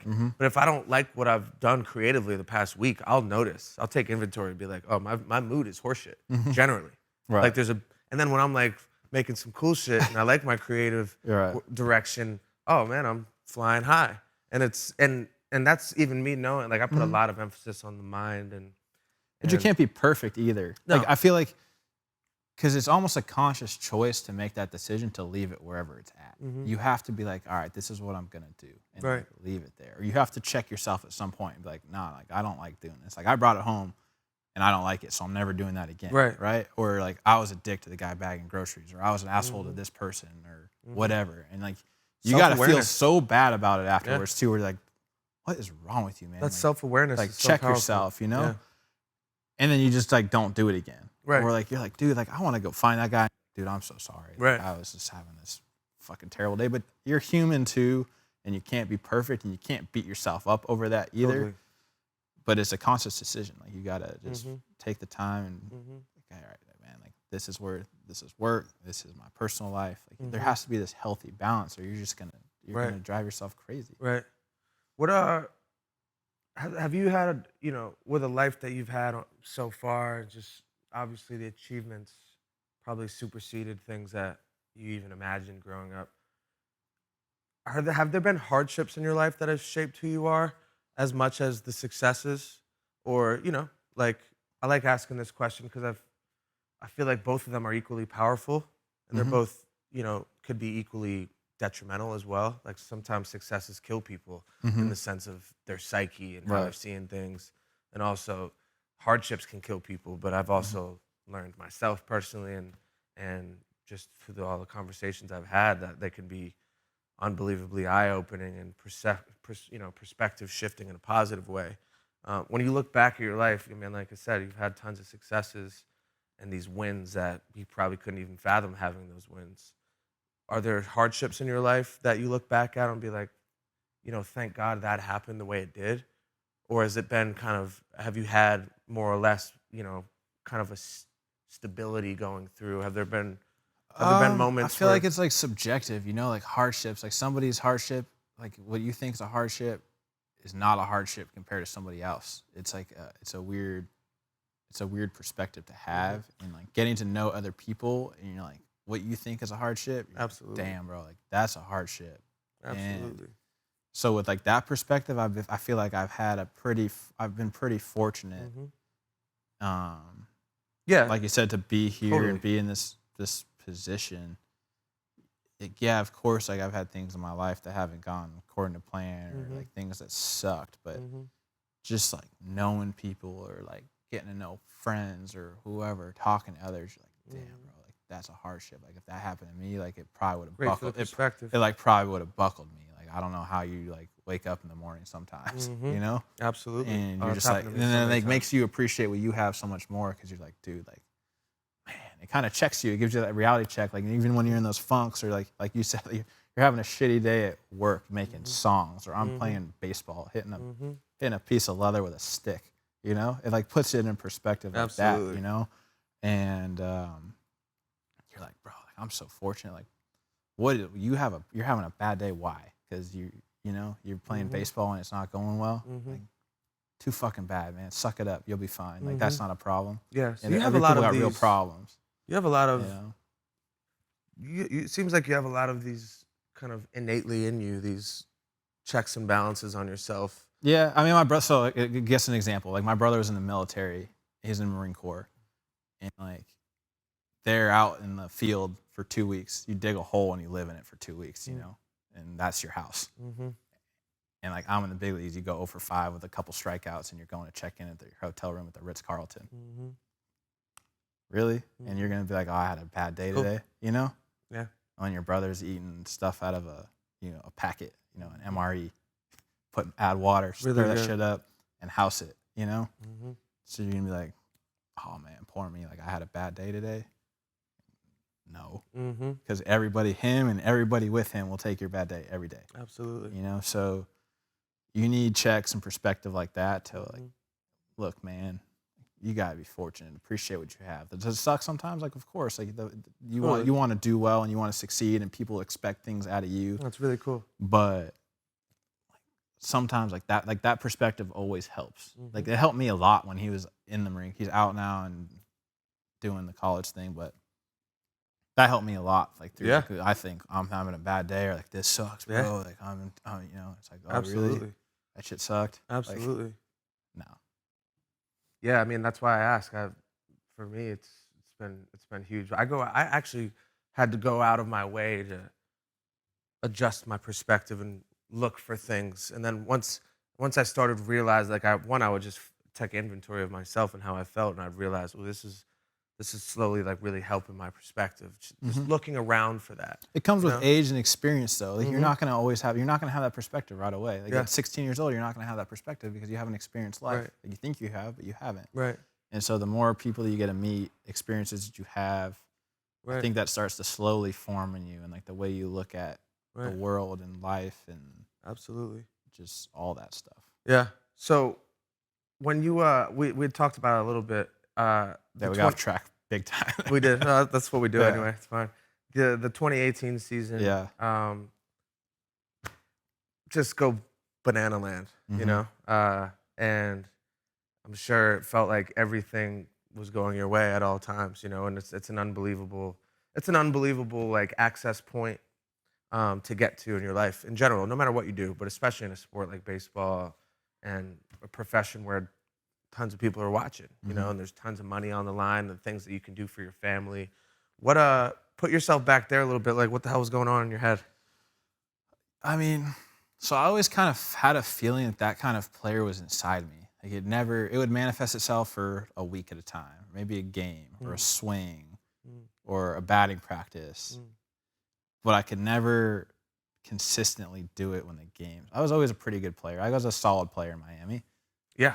I was a 285 to 300 hitter with 15 to 20 homers and like 70-ish RBIs, 80 RBIs. It's pretty hard to do that in the big leagues. I was a pretty good player, And like that's you can make a great career and you can stick around the game for a long time if you just do that all the time. Mm-hmm. But I always knew, like inside of me, I was like, I can be better. Like I've done this in stretches where I was like, I can just, if I could ever just put this all together one day, then maybe we'd be working with something here. Like I always felt that in my heart of hearts, and I was never very outspoken to people about it.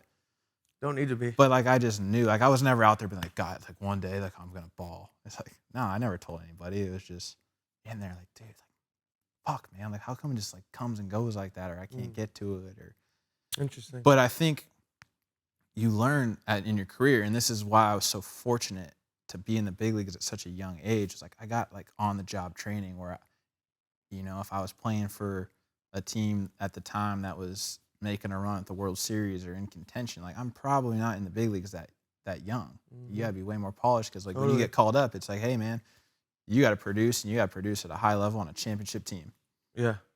And I was just like, Or you're out. Or you're out, yeah. Or you might not even get the opportunity because like we're not even gonna see what this young guy has. We gotta go with the veteran guy because we're going for it, and that happens all the time. But I was in a position where I was like, hey man, like learn on the job, and so I kind of learned what made me good, what I did when I had some struggles.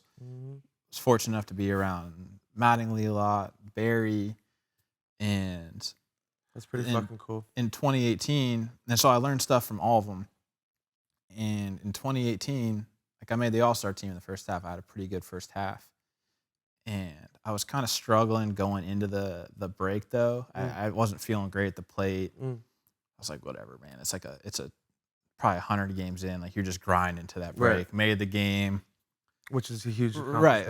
It was my first time being an All-Star. So it was like, I was pretty stoked on it. I was like, this is pretty sick, dude. Like I never thought I'd be an All-Star. I went to the 2010 All-Star game at Angel Stadium after I got drafted. And someone was like, yeah, man, if you're ever out there, you're going to have to like video it and like, experience it. Like, if I'm ever out there, like, I'm never going to be an All-Star. What are you talking about? Like, I'm just trying to I'm trying to make it to the big leagues first, Crazy. And so I was like, all right, I'm going to the All-Star game. This is really cool. And just took in everything, just all the experiences, the home run derby, played in the game, actually had a homer in that game. Which, sorry for partying. Yeah, my bad. I closed my eyes and I threw it off my bat, and like I was like, "Oh my god, there's a homer!" That's and just sick. like running around the bases, like, "Holy shit, I just hit a homer in the All-Star game!" Wow. And but that didn't have any translation. Like a lot of people think like that homer somehow like put me in the zone for the second half. And like the All-Star game, you have the home run derby, the game. The next day is usually like a travel day to get to either back to your home city to open up the second half or go to wherever you're going to be. And then there's like another off day where usually it's an optional workout day for guys that didn't play in the game or guys that are coming back from wherever they went on the All-Star break. You do like a BP and throw again and do that whole deal. And I was like, man, like I didn't feel great going into the second half. Like I felt good in the All-Star game because you got all that adrenaline, and I hit a homer. I was like, man, like I just want to see like what do I do when I'm like having success and like driving the ball. And like I kind of had a picture in my head, and I was just sitting there. I was living by myself at the time, and just like, all right, man, like where's my iPad? Like going on there and like looking up old videos, like looking at times when I drove the ball. Like, are there any like consistencies here? Like, what is it? Like, why do I hit a homer on this pitch right now? And a couple frames later, I'm smothering this thing and hitting the second baseman a fungo right now. Like what is going on? Yeah. And like I just found like I was getting in this position to hit and like give myself a chance. And I was like, if I could just do that all the time. And like I was pretty spread out at the time. Like my stance was pretty wide, right? And in high school, like when I was in the big league at the time, I was probably like this far apart. And then like in high school, I was like this, like real tall, like straight up, and just like lift my leg and hit. And like that's what I did because it felt natural to me. Right. I was like, man, I can get in a good, consistent position here all the time, and just like let my athleticism and my swing just like work for me. Right. And just be consistent, like get in this spot and just do it. And I think I can do it. Just like sitting there, like I don't know why I can't just do that.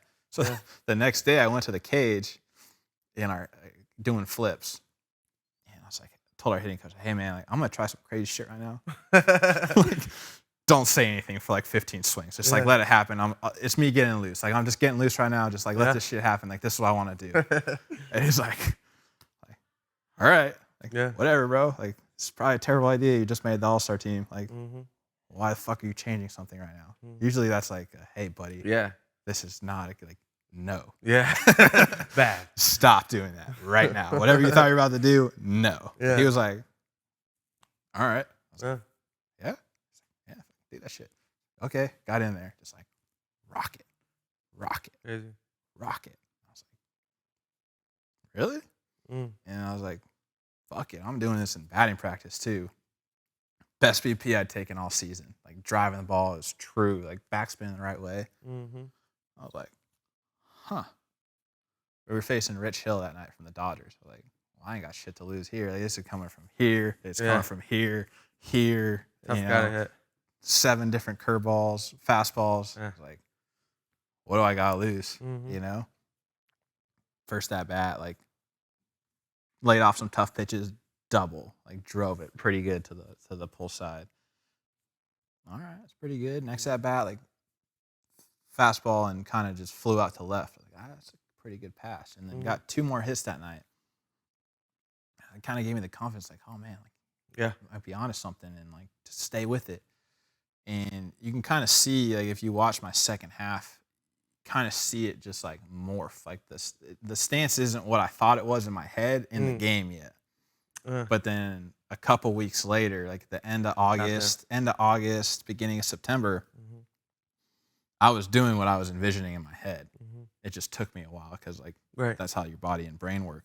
But it was trippy, man. And I was just like, I want to try this and just trying it and trying to be consistent and, like, having thought processes from past coaches and, like you said, talking to Donnie and Barry, and we had a guy who's the White Sox hitting coach right now, Frank Menachino.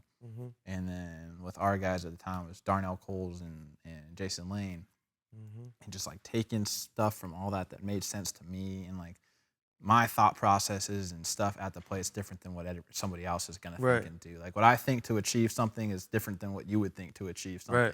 But we might be getting to the same place. And, like, it kind of just, I was like, all right, like, I'm doing something here. Like, I'm finally kind of taking this next step as a player that I always knew was in there. And it was just for me, like, looking a good feeling at this stuff and be like, I want to just try this. And, like, I was convicted in it, though. It wasn't me, like, looking at this like, I'm going to try this and see if we can do something crazy here. It was, like, conviction behind it and thinking, like, that's a key. Yeah. And I was like, I really am passionate about this. Like, I feel like this is, for whatever reason, I feel like I can do this. And, like, I think it's a good idea. Which, like I said, is dangerous when you make the All-Star team. Like, I can go the other way in a hurry. Swing adjustments are, like, a big especially mid-season. Huge. It's a terrible, that's an off-season thing most of the time. Like, hey, take 5 months and do this the right way. Not, like, take 24 hours and go roll it out. Are you thinking when you're in the box? I think about, like, when to start and, like, my approach or situation-wise. But I'm not a big, like, in-game video guy and try and make, like, drastic adjustments in-game, because I think a lot of times, like, the swing you got that day is the swing you got. So you got to figure out how to make it work. Like, you can't just, like, oh, man, I'm thinking about my hands, or, like, am I standing like this in the box? I've done it before. It's just, like, it doesn't work. So you just got to work with what you got that day. Feels like the amount of swings you've taken in your lifetime.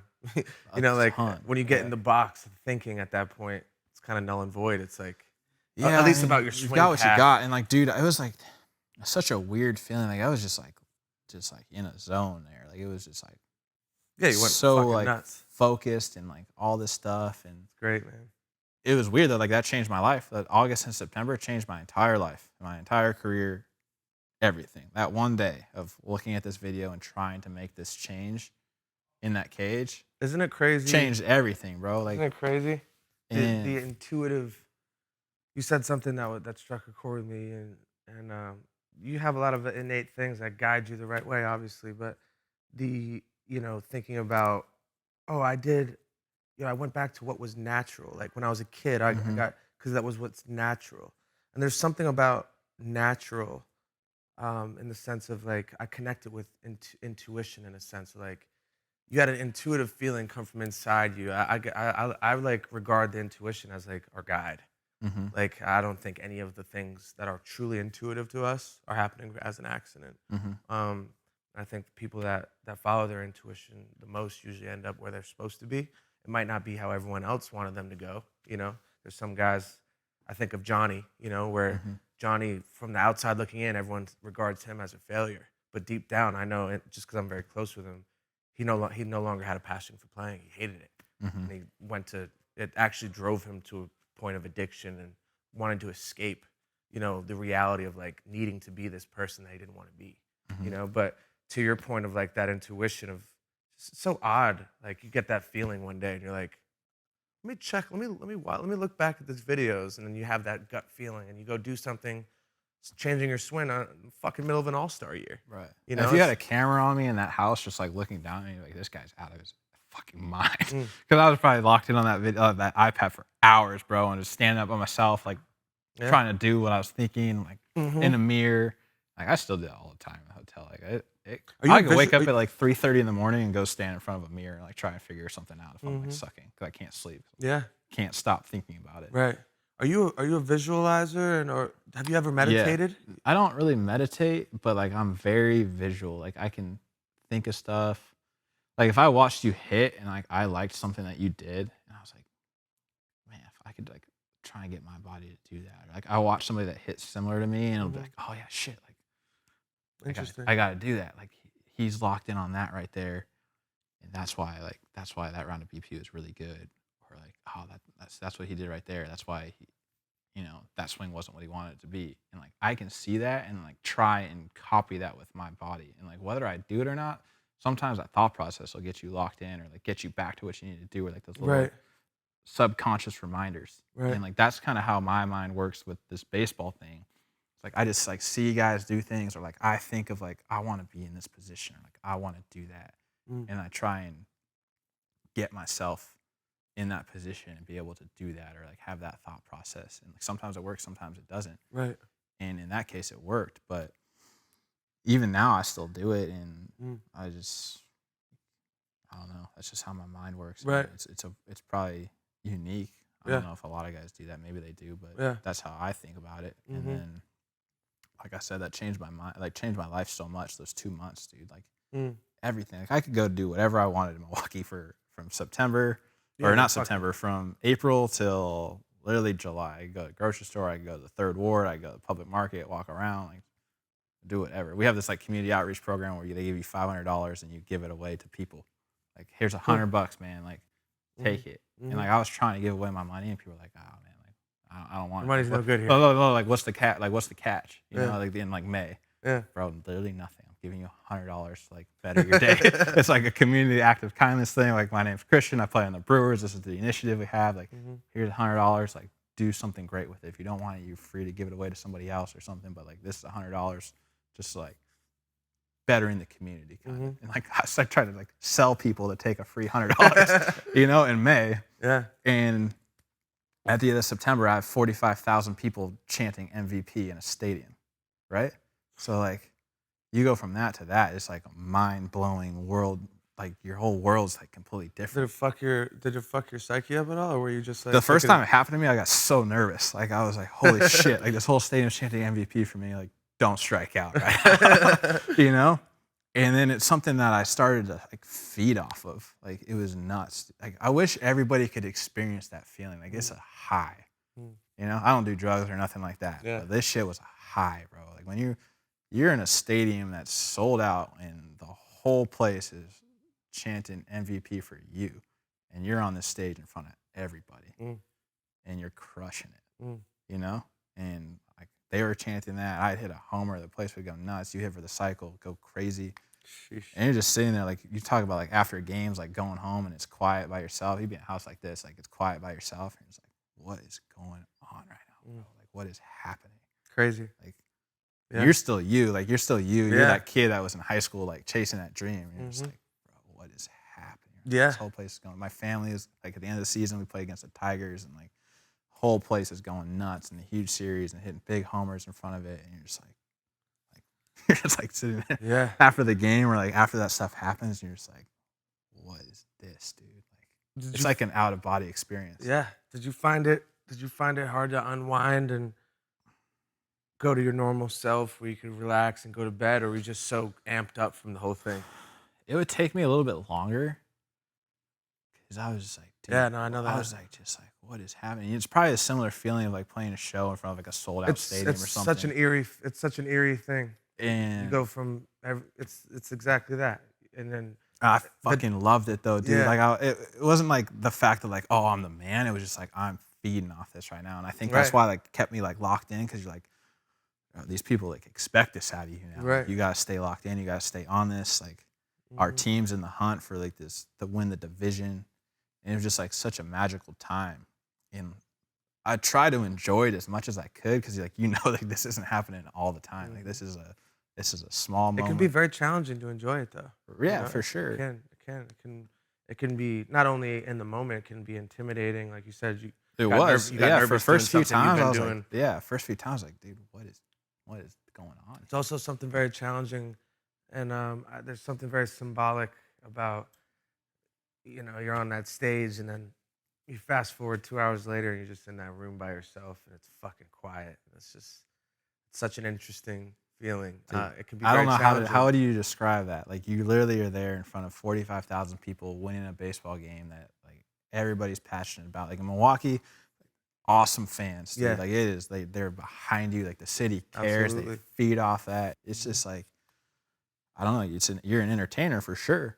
Yeah. But you just like had that crazy experience, and then you like go home and like you shut the car door and it's like quiet, and you go home and you open your house and it's like quiet. Take a shit like everyone else. And you're just sitting there like, man, like what is going on? Yeah. Right now? Like this is crazy. It's cool that you were able to, to have that outlook. A lot of people get so engulfed in it, where like if you're able to just draw yourself out and be like, wow, like really enjoy it in the sense of, Right, or at well, least that- acknowledge. That was a time. Those were the times though when you like look back when you're in it. Like you're in it. You're competing and you're trying to like, almost trying to like block those chants out and focus on what you're supposed to do in the game situation or at the time. And then you come back and then like you reflect on it or you see a highlight or something and you're just like, man, Yeah. like even now, like today, if I see like a replay of that homer or something, like it like takes you back to that time and like you're just like, dude, that was so wild. That was me. That was me. Like that was wild. But then, like I said, the way my life changed so much that year, from like the beginning of the year, the middle of the year, to like the end of the year. Like 2018 was a mind-blowing year for me, man. Like I never thought like, All-Star game, the MVP was the furthest thing from my mind. Like, did I think I was gonna win MVP at the All-Star game? Hell no. I was probably like, I was sitting at the All-Star game like, these guys are cool. Like these guys are all real good players. Like in the locker room, like, man, these guys are doing it, man. Yeah. And like I was like, yeah, I'm here too, kind of. Yeah. I was like, oh, I'm the MVP. Like, hell no, Wow. And even from the middle of July till September, like that changed so much. all Yeah, your because of that. notoriety in the city must have just gone fucking through the roof. Yeah, it was weird. It was wild, dude. Like I'm super appreciative for it, and like I love, like that's part of the reason why I want to stay with the Brewers, and like I love the fan base there. I love the city. It's a great sports town. Fucking Middle America, man. It's I've spent so much time in Middle America. Awesome, bro. Yeah. And like I love it, and I'm so appreciative of the fan base, and it's crazy. But like I said, I could walk around, do whatever I wanted, and it was like no big deal, whatever, bro. And now it's different, but it just kind of comes with it, and it is what it is. Did you miss that? At times, like I get kind of weird about it. Like I won't go do things because I'm like, man, like I just don't want to get seen right now. Like grocery shopping for me is like weird. Like I want to go grocery shopping because like I'm like I'm a grocery shop and like people are gonna like look in my cart and like they're gonna tell their friends like I saw him at the grocery store and like he was buying Lunchables. he was buying like whatever and like it's not a big deal. Like who cares if someone sees your shit? But like no, I get it. but like for whatever reason, like I have like that thought or like I don't know if it was that like social anxiety or like not really or maybe a form of it. Yeah. Or you're like I don't know if I want to go to this. I don't know if I want to go to this like restaurant here and like order this because like then people are gonna see me here and like no I did that so like you're so mild mannered too. I'm just gonna order Postmates or like and my Postmates is under a fake name. It's my two buddies. It's like two of my best friends' names combined. Innovative, right? And I do like the Instacart thing, so I don't go to the grocery store and like weird things like that. And I'm like, why are you doing that? It's not so weird though. I get it. I get it. But it's like, I don't care. Like, if someone comes and says hi to me or like wants to take a picture, like, I don't ever say no. Like, I always say hi. I take a Right. picture almost every time. Sometimes like whatever. There's sometimes circumstances where you just can't do it. Right. But most of the time, like, yeah, I'm cool about it. Like, I don't have a fear of people saying hi to me or talking to me, or like, I don't dislike it. Like, I love when people say hello or like say they're huge fans of either myself or the team or whatever. Like, it's awesome. I'm sure you're the same way. But for whatever reason, I don't know why I think that way. Like, I just won't go to the grocery store. Like, Is it something you want to change about yourself? Like, maybe, but Yeah, then you should. like, I don't know though. Sometimes I'm like, nah, like, it's just. There's a certain level of because you have to be on. I think like when you do that, like you can't just be like chilling, like going through the grocery store. Like you're on, bro. Like you know, you have to be aware of like all your surroundings. Like you're gonna have to talk to people. You gotta be cool. Like you gotta be nice. Like no matter what kind of day you're having, like you gotta be on. And I think that sometimes is why like I can be intimidating. Remove myself from that situation because I'm just like I don't know, dude. Like right. maybe not. And Today. you've lived your whole life, different. But if I'm with people, like if me and you went to, you'd be fine. Me and you went to a restaurant and got food, whatever. It's just like when I'm by myself. I don't know why. I get it. I don't go many places alone. I'm the same, and I'm not even that. I'm not like, not even close to very notable. But it's just I get it. I get what you're saying. And like I don't think I'm an A-list celebrity or anything by any means. But like it's just like I don't know why. Like now that we're talking about it and thinking about it, I'm like, dude, like, why don't you do that? Like, it's so stupid. But I've actually challenged myself to do more things alone. Mm-hmm. I have, and I've actually I've found it to be a pretty interesting project on myself. How's that going? Good. I mean, I live a very different life. I have a guy's, I'm an independent artist, especially, which is very rare, and all the guys. My point is like I have a team of buddies, but they're also not even my employees. They work on my team, so I'm usually in a house. Like I still kind of live like I'm in college. You know what I mean? Like I at least have 2 or 3 guys with me that help produce my stuff, or all the things we do. So I've gone out of my way to like at least like go to a yoga class by myself. Like I used to think like, oh, what if there's like fans there and I look like an idiot? Like I've had those thoughts, Exact same thing. I've started forcing myself to do it, and I've actually enjoyed it.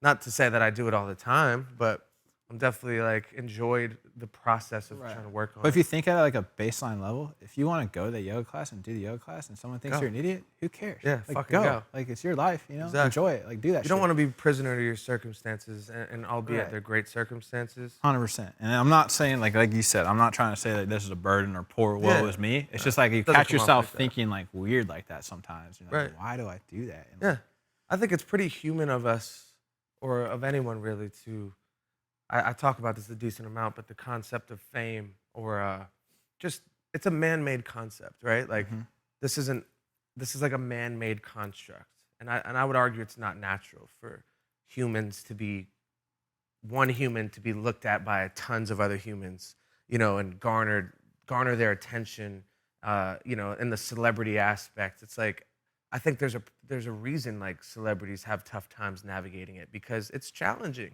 It's hard to be on all the time. It's hard to like feel like everyone's looking at me, and people have anxiety when that's not the case. Never mind when you walk in, and no matter what kind of day you're having, you're gonna have people coming up to you, engaging you, sometimes fucking with you, whatever. Like it's not a natural thing. So I think it's fairly normal. Yeah, it's actually helped me like, and like I told you, like our notoriety and whatever is percentage of what some people's is, But when those people, like the crazy famous people, like do some crazy shit, you're like, kind of can see how that happened now. Yeah. Like, I mean, because if you apply what happens to you times 100, you're like, I can see how this dude just went off. I'm good buddies with Post. Yeah. Very close with him, and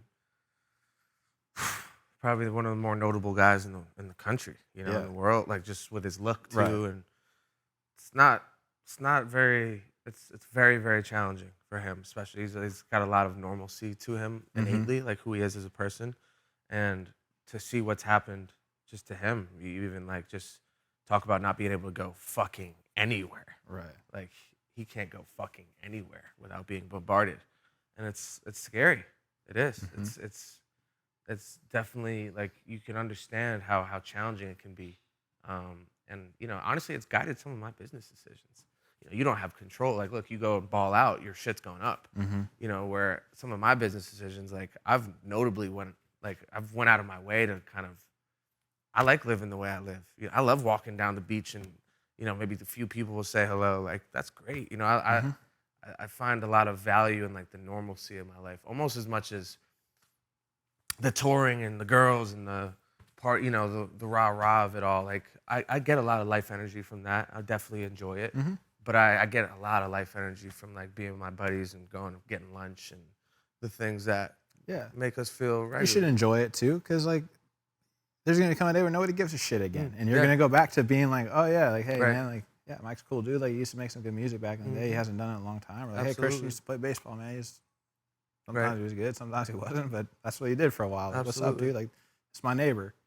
Yeah. That's going to happen one day. Yeah. So you shouldn't look at it as like it's like some burden or you don't like it, because like it's a phase of your life and a chapter of your life, and you should just experience it and live it. And then like when it's done, and it is what it is. And like for myself, I wouldn't want to look back on it and be like, man, like I wish I experienced this more. Like I wish I was like, I just accepted it and just like lived it. And next time I want to go to yoga class, just fucking go. Right, just go, man. Like, hey, like just live your life, and like what comes with that, it comes with that. And like I said, because it's a phase, it's gonna end at some point, and you're gonna be like, no, you're really spot on. It was interesting. I wanted to ask you about this, being such a kind of a mild mannered guy, and the shit you just mentioned about like, yeah, sometimes I don't even want to. I want to, I'll just fucking Postmates because I don't want to. Yeah. What was it like having your hog out in front of a whole room for the body? Yeah, dude. Hey, like once I realized you did that, I was like, oh, I wouldn't peg you as a guy to do it, but I think it's dope you did. Well, that's kind of why I did it. Yeah, like it goes back to the thing of like just experience this stuff. Like you have all these opportunities that come with like all these cool doors are now open, like that you never thought would ever be open. Yeah, it is a really interesting. So like look inside them every once in a while, and because originally when they offered me the body issue, I said no. But the girl that does PR and stuff for me was like, all right, well, that's cool, but I'm not going to tell them no for, like, I forgot how many days. I'm giving you this many days. Think about it, Because I originally wanted to do it during the off season. Because, like, I want to, like, if you're going to, like you said, you're going to go just full nude for everybody and a shit ton of people are going to see this. Like, I want to be ready for it. Like, I want to prepare. Like, I don't want to work out. Right. Or just like, yeah, I'm ready for it. I feel good about what I'm throwing out there. And so they came to me in like July and were like, can you do it in like 4 weeks? I was like, well, I haven't worked out since February. You don't lift during the season? No, I'm trying to this year, because like you have to play when you get older, you got to take care of your body and do stuff. And like, I didn't lift during the season for like certain reasons, but it's a long story. But at that point, I wasn't working out, and I hadn't worked out in months. Yeah. So I was like, I'm going to do what? And they're like, yeah, the body issue. And I was like, no. When I told you I want to do the body issue, that was like in December or January. Like, that ship is all the way sailed now. I was like, tell them I'll do it next off season. They're like, all right, I'll tell them next off season. Like, they said no. They said 4 weeks. Or it was like, you can do it in, it was like a week or like 4 weeks, whatever it was. I was like, shit. Tell them 4 weeks. So we just hog out the whole time, or did? Yeah, it's like 4 hours, bro. So how that works is nice. Yeah. Nice experience. So, and there's like 25 people on set too. Decent amount. Oh yeah. And so it's a healthy amount. So I was like, once I originally like I asked like some buddies and stuff, I was like, should I do this? I was expecting them all to be like, hell no. Yeah. Everybody was like, hell yeah. And I was like, what? Like, yeah, you gotta do that. Man. And I was like, well, it's easy for you to say because you're not the one that's gotta do it. Yeah. Which is true to an extent. And I was like, man, like, I don't know, bro. I would have needed a fluffer for that one. I was like, yeah. I was like, you know what? I was like, I'm just gonna do it. Someone's gotta help me out here. I was like, I'm gonna do it. And so I had like my 4 weeks to like, I didn't really kind of get ready because I was like, I can't blow out here because I'm lifting in the season to do this naked photo shoot. Right. Like someone's gonna be like, how'd you blow out? Priorities. I was like, well, here, listen up, man. Like, I was getting ready for this pretty sweet nude photo shoot. So I was hitting the weights a little harder, and that's why I blew out. Like, I'm sorry, like Brewers fans and my teammates. Like, that's not gonna fly. So like, I tried to work out, but could only do so much. Yeah. And I was like, well, that is good enough. I should be fine. And I went into it not being weird about it, though. I was like, this is what it is. These people do this all the time. If you go into this shy and nervous and awkward, it's going to suck. Like, it's going to turn out terrible. Right. You made the decision to do it, like, fucking rock it. Like, it is what it is, So when you go to the set, you get that like the white robe, you know, that says like ESPN body issue on it, and like here you go, buddy, and you get some sandals that say body issue on it too. So you put that robe on, and like that's it, bro. That's it, you go baby. sit in like the hair and makeup chair. Like they didn't really do much. They kind of just like make sure your hair is in place, and they put that little powder stuff on you, so you don't have the glare. And they're like walk you through the set, and there's like 4 different sets set up, and they're like telling you what you were gonna do at each one. Like, all right, cool. So go to the trailer. It's like a full-on production. Like it's catered. Like it's an actual production. It's a lot of people on it. And so I went up there, and they were like, "Do you want to practice in your robe?" I was like, let's do this. yeah. I was like, no. Let's No, do this. I'm like, let's rocking go. right So now, I remember guys. actually walking from like the hair and makeup trailer. It was in an abandoned warehouse in Milwaukee, is where the shoot was on an off day during the season. Romantic. Yeah, and so like all my teammates knew I was doing this. Like council knew I was doing this. Like everybody was like, "Hey man, like how's your off day gonna be tomorrow? You having a good time?" Like, yeah, man, it's gonna be great. Like they couldn't wait for this shit to come out. 'Cause they were gonna fuck with me hard on it. Yeah. Which you know is gonna happen. Yeah, of course. But so on that walk from the trailer like up the stairs to the set, like your heart starts going a little bit. You know, it's like it starts beating, and you're like, oh man, we're really doing this. You know, like it wasn't real. Like it wasn't really real until like now. And I was like, whatever. Like I don't care. Like you know, like, oh well. Yeah. And love it. Yeah, my buddy. I've been to a park. and then so we just went out there and did it. And like, you're pretty much naked for 4 hours in front of everybody. Yeah. Like you have this makeup girl, she follows you around everywhere. Like you know, you get dirty from the set. They're like baby wiping you off and like all that stuff. And like they do it all the time though. It's like super professional, and it was cool. And honestly, out of all the things I've done in like production days and like shoots and stuff, favorite thing I've ever done, that was the most fun I've ever had at anything ever. Like that's probably very surprising to you too. Going into, you're like a little nervous. Yeah, I was pretty nervous about it, but I was pretty excited too. I was like, this is cool. Like I'm at a point in my life where I can do this, and like I don't know. How many people go nude for ESPN? It's a small crop. And I was like, man, oh well. I was way more nervous for that. I did a spray tan before the night before. I was way more nervous for that than the shoot. Like way more, you know? Hey, a little tan adds some size. Well, you know? You just gotta be tan. Like I was just like, damn, bro. Like I don't know how to spray tan works. I never got a spray tan in my life, you know? So I went to this place, like hat, hoodie. It was like closed. Yeah. And like sunglasses. Yeah, like seriously, like head down, like nobody see me doing this. And just like went in there. I was way more nervous for that than the actual shoot. Hilarious. I've actually been to the ESPN body party. I'm buddies with Sagan, Tyler Sagan. I don't know if you hockey guys, but we gave him a bunch of shit for it. His picture in his issue was like, I think he was on like a Zamboni, and he had a fucking lollipop, and he's ass naked. I'm like, this is hilarious. But he had a similar experience. He loved it. Yeah, I mean, dude, if you go into that, like, oh man, I don't know if I want to do this, or I'm like nervous about it. It's not you're right. be It will good. reflect. Yeah, and like they tell you about it, like those people have seen so much and they've seen it all the time. They're like, hey man, like you were cool, like you know, like you had a good time, like you were easy to work with, like you had fun, like you weren't shy about anything. Right. People that go into that like shy and reserved or don't want to do that, they're like uncomfortable about it. Like doesn't come out the same. It doesn't come out good. Like if you're gonna do that, like, hey man, like this is what you knew what you're signing up for. So like, hey, don't get scared now. And I think being an athlete actually probably helped me with that, just because like the whole locker room atmosphere. And, like, everything that goes on with it's that. like normalized. Like being naked around people was like, all right, like whatever now. You know, you've done it for so long. Totally. You've been on a team for I think that's almost 12 probably years. not being naked in locker rooms, but the dynamic of the locker room is one of the best parts of sports. That camaraderie that's built. It's like a family. It's like another family, you know. And right. It's hard to explain and understand. It is hard been to a part explain. of it. Like people are like, what do you mean, like a locker room? Like, oh, frat boys. Like, no, it's not even close to that. yeah, Like, nah. it's just you guys are all like just doing so much of the similar things, and you're just all your intentions are aligned. All the things that you guys want to happen are aligned for each other. you're pulling for each other. Yeah. You experience similar things. It's a real feeling though. And I actually went out of my way once I started.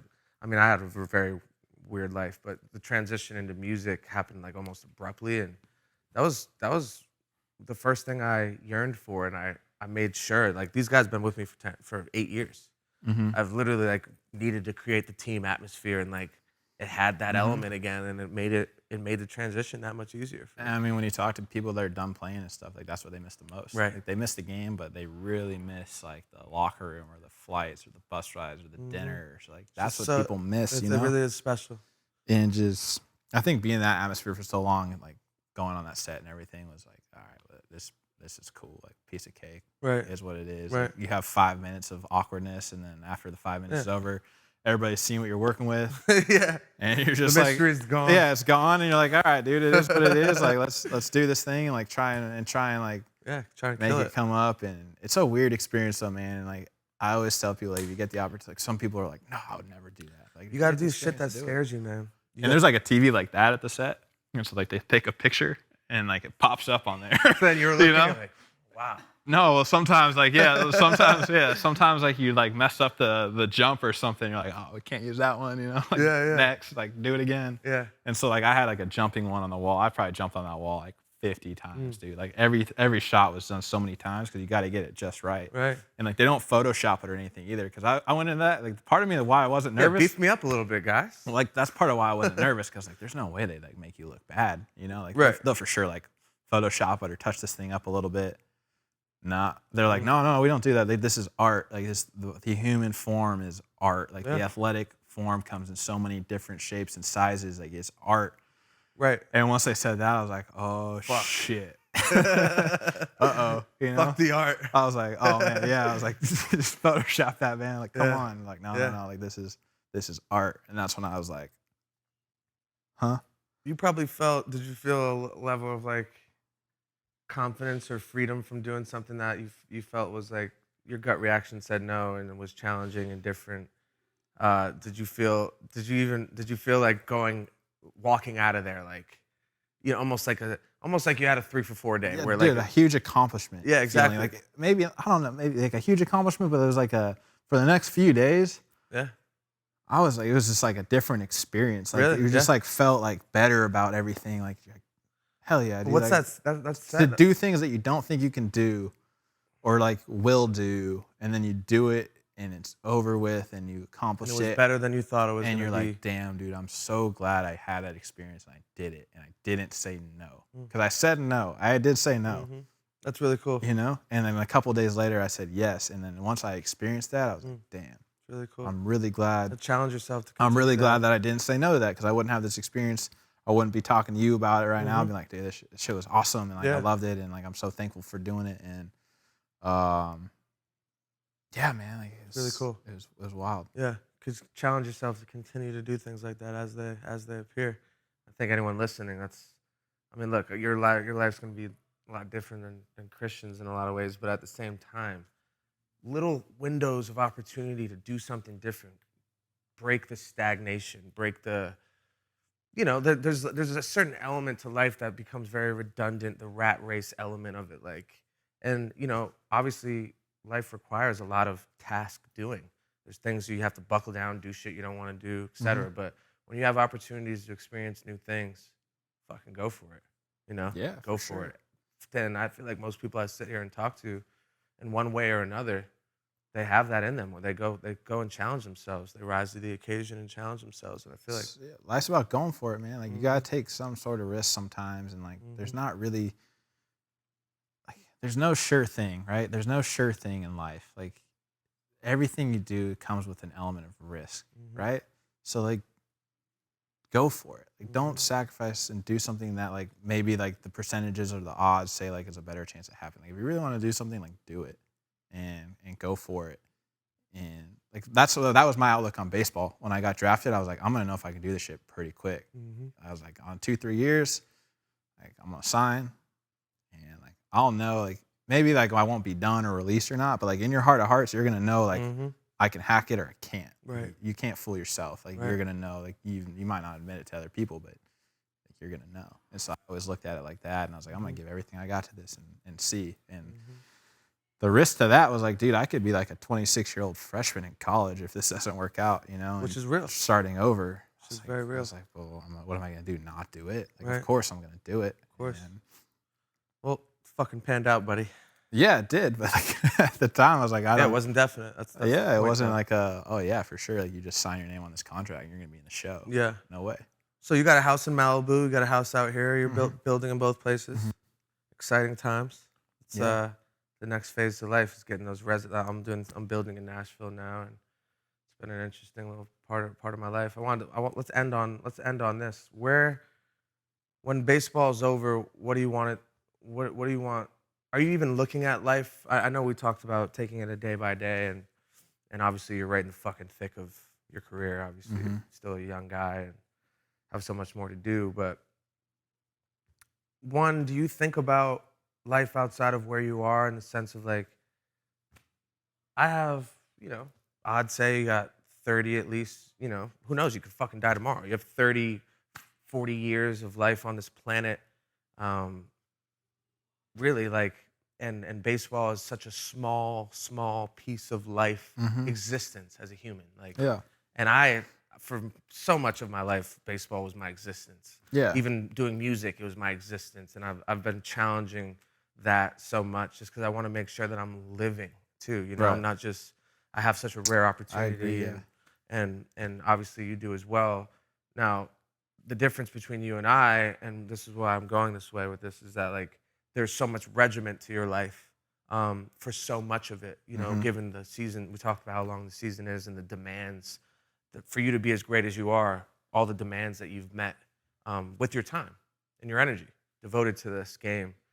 Are you thinking about that at all? Like, what else do I want to do here while I'm Christian Yelich? Like while I'm just this regular human being. That's what you are after all this. I think there's I mean, I'm 29, man, like, and I don't even feel like, I feel like I'm like 23, 22, like fucking 12. I don't think I'm about to be like 30 years old next year, you know? Like, Isn't it so strange? There's so much that's happened already in life, and like there's so much that I hope to happen and experience going forward, like, both of us got a long way to go, I definitely eventually want to get married, have kids one day, like experience that whole thing, right?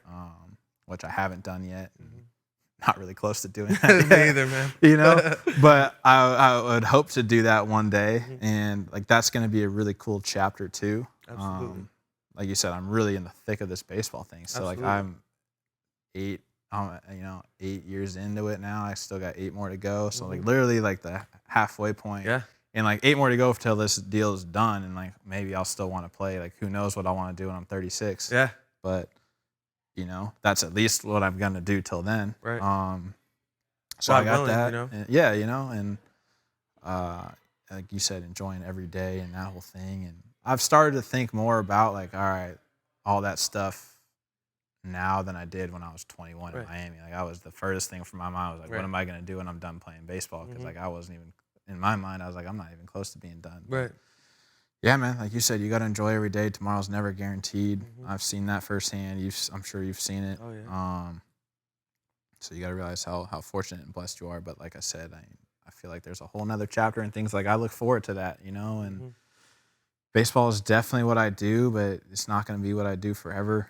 When I'm done playing, like I don't see myself getting into coaching or anything like that. Like when I'm done playing, like I'm probably going to be done and doing who knows what. Like I can't even tell you what I'm going to do because like it's so far down the road. Like I don't know. And like you change so much as a person. Like I said, when I think back to when I'm 21 to 29, like what I'm doing at 36 and the kind of person I am at 36 and those experiences are going to be so much different than like me and you sitting here on the couch talking about it. And like who knows what's going to hold, but I'm going to try and enjoy it as much as possible and try and keep those perspectives and values that I feel like are important and developed over life. Yeah. And just continue to try and do your best. Realize you're not going to be perfect every day, even though sometimes you expect that out of yourself. It's just not. It's not reality. So try and not be as hard on yourself. Enjoy everything. Enjoy those experiences. Enjoy life. Be thankful for your family, your friends, and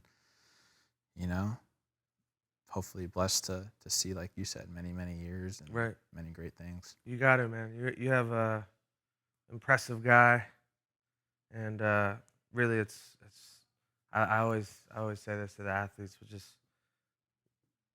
just appreciate the fucking journey of it all, because you've had such, like you said, man. It started 20 years ago for you, this journey. Yeah, and, even more, 25. Yeah, 25, and you know, the opportunities and the luck and all the hard work, all of it is cultivated and, you know, nurtured you into who you are, and it's just like it's really fucking awesome. You know what I mean? And I love seeing guys at least have that awareness. Like, fuck, this is awesome. You know what I mean? And it might suck, and I might be in a bad mood if I have an offer, but this is just such a gift, you know, that I have and that I'm nurturing, and it's just gotta enjoy the days, man. No, so many people dream and aspire to have just one of those days that you get to live every day, you know? Yeah, man. And been fortunate enough to have enough of those checks, like, you know, those reality checks that we talked about, to really fully appreciate those moments now, you know, like those experiences, and like I don't take them as much for granted anymore. Like, because when you're in it, dude, you think that shit's gonna last forever. You know, you're like, dude, this is gonna be my life forever, and you know it's gonna end in your head at some point, like the career and all that, but you're like, nah, not today. So far, right? It's so far away, but Yeah. it goes so quick, man. You know, like it goes so fast that now you realize, like, once you're in that moment, like, just enjoy so much of it. Like the days you think are a grind are not a grind. Like just enjoy it, man, and be appreciative of it, and try and get everything out of it. Like enjoy as much as you can, have as much fun as you can, and give everything to it. Because like for me, like I want to look back on my career and like whatever I do in it, and just be like, that's what I had, dude. Like no matter how it turns out, like if it turns out bad or it turns out great or like even better than great, like who knows? I want to look back on it and be like, dude, that's all I had. Like I couldn't have done any better. I couldn't have worked any harder. I couldn't have given this any more than like. I mean, it's just, and then you can live with it, dude. Like you can be like, dude, peace. You can have peace. Like peace. And whenever it comes time to walk away from baseball and like not play anymore, I'm like, hey, bro, like I gave everything I had. I even let my cock hang out in a room full of strangers. I even did that, man. I really laid it all out there. You know, not many people can say that. So like that's what you want to do, and like I always constantly remind myself of that, is like when you don't feel like doing something, or you don't feel like working out, or you don't feel like doing that, it's like, hey, no, you've got to get. I just don't want to be like that. What if? Right. Like, I never want to have that. What if? Like, what if I did that shoot? What if I worked a little harder here? What if I didn't? What if I took it more serious? Like, I don't want to ever have to think about that. And so, like, that's my goal. It's like, just. I think you're right on pace, and I think you're gonna have an unbelievable career, man. You got all the tools. Almost more importantly, you got the right soul for it to be able to translate and do it. Have the right purpose through it all. So it's really good to see. I appreciate you coming and doing this. Thanks man. for having me, man. I'm happy. We talk about stars aligning, but I had this conversation. I had Larry King, believe it or not, came to my house and came on the podcast, and that was one of his biggest points. He's like, one day he walked out and took a right on the street, and he ended up meeting this guy that told him about a radio job in Miami, where he's like, what if I went out and took a left? You know, like, and it's just a cool way of thinking about the ups and downs and the ins and outs of life. Like everything, every turn that you have to take. It trips you out if you really start thinking about stuff like that. Like you'll just like sit there, just like, damn. And it's great. I don't even know. Like I don't know how to explain it. Like, why? How does he explain that? Like, there's a lot of things that can't be explained. It just happens, you know. And it's I think if you can buy into it in the moment, and just wherever those turns take you, man, it's where you're supposed to be. You know. Obviously, it's worked for you, and I wish you ultimate success. We'll come catch a game when the shit opens back up again. I know, man. We're excited. And then when's the crib gonna be ready in Malibu? It's tough with construction. You know how that life is, but hopefully in 2022. Yeah. Well, when we're in town, I'll holler at you. Absolutely, man. Thank you, buddy. You got it, man. Thank you. Cheers. Yeah.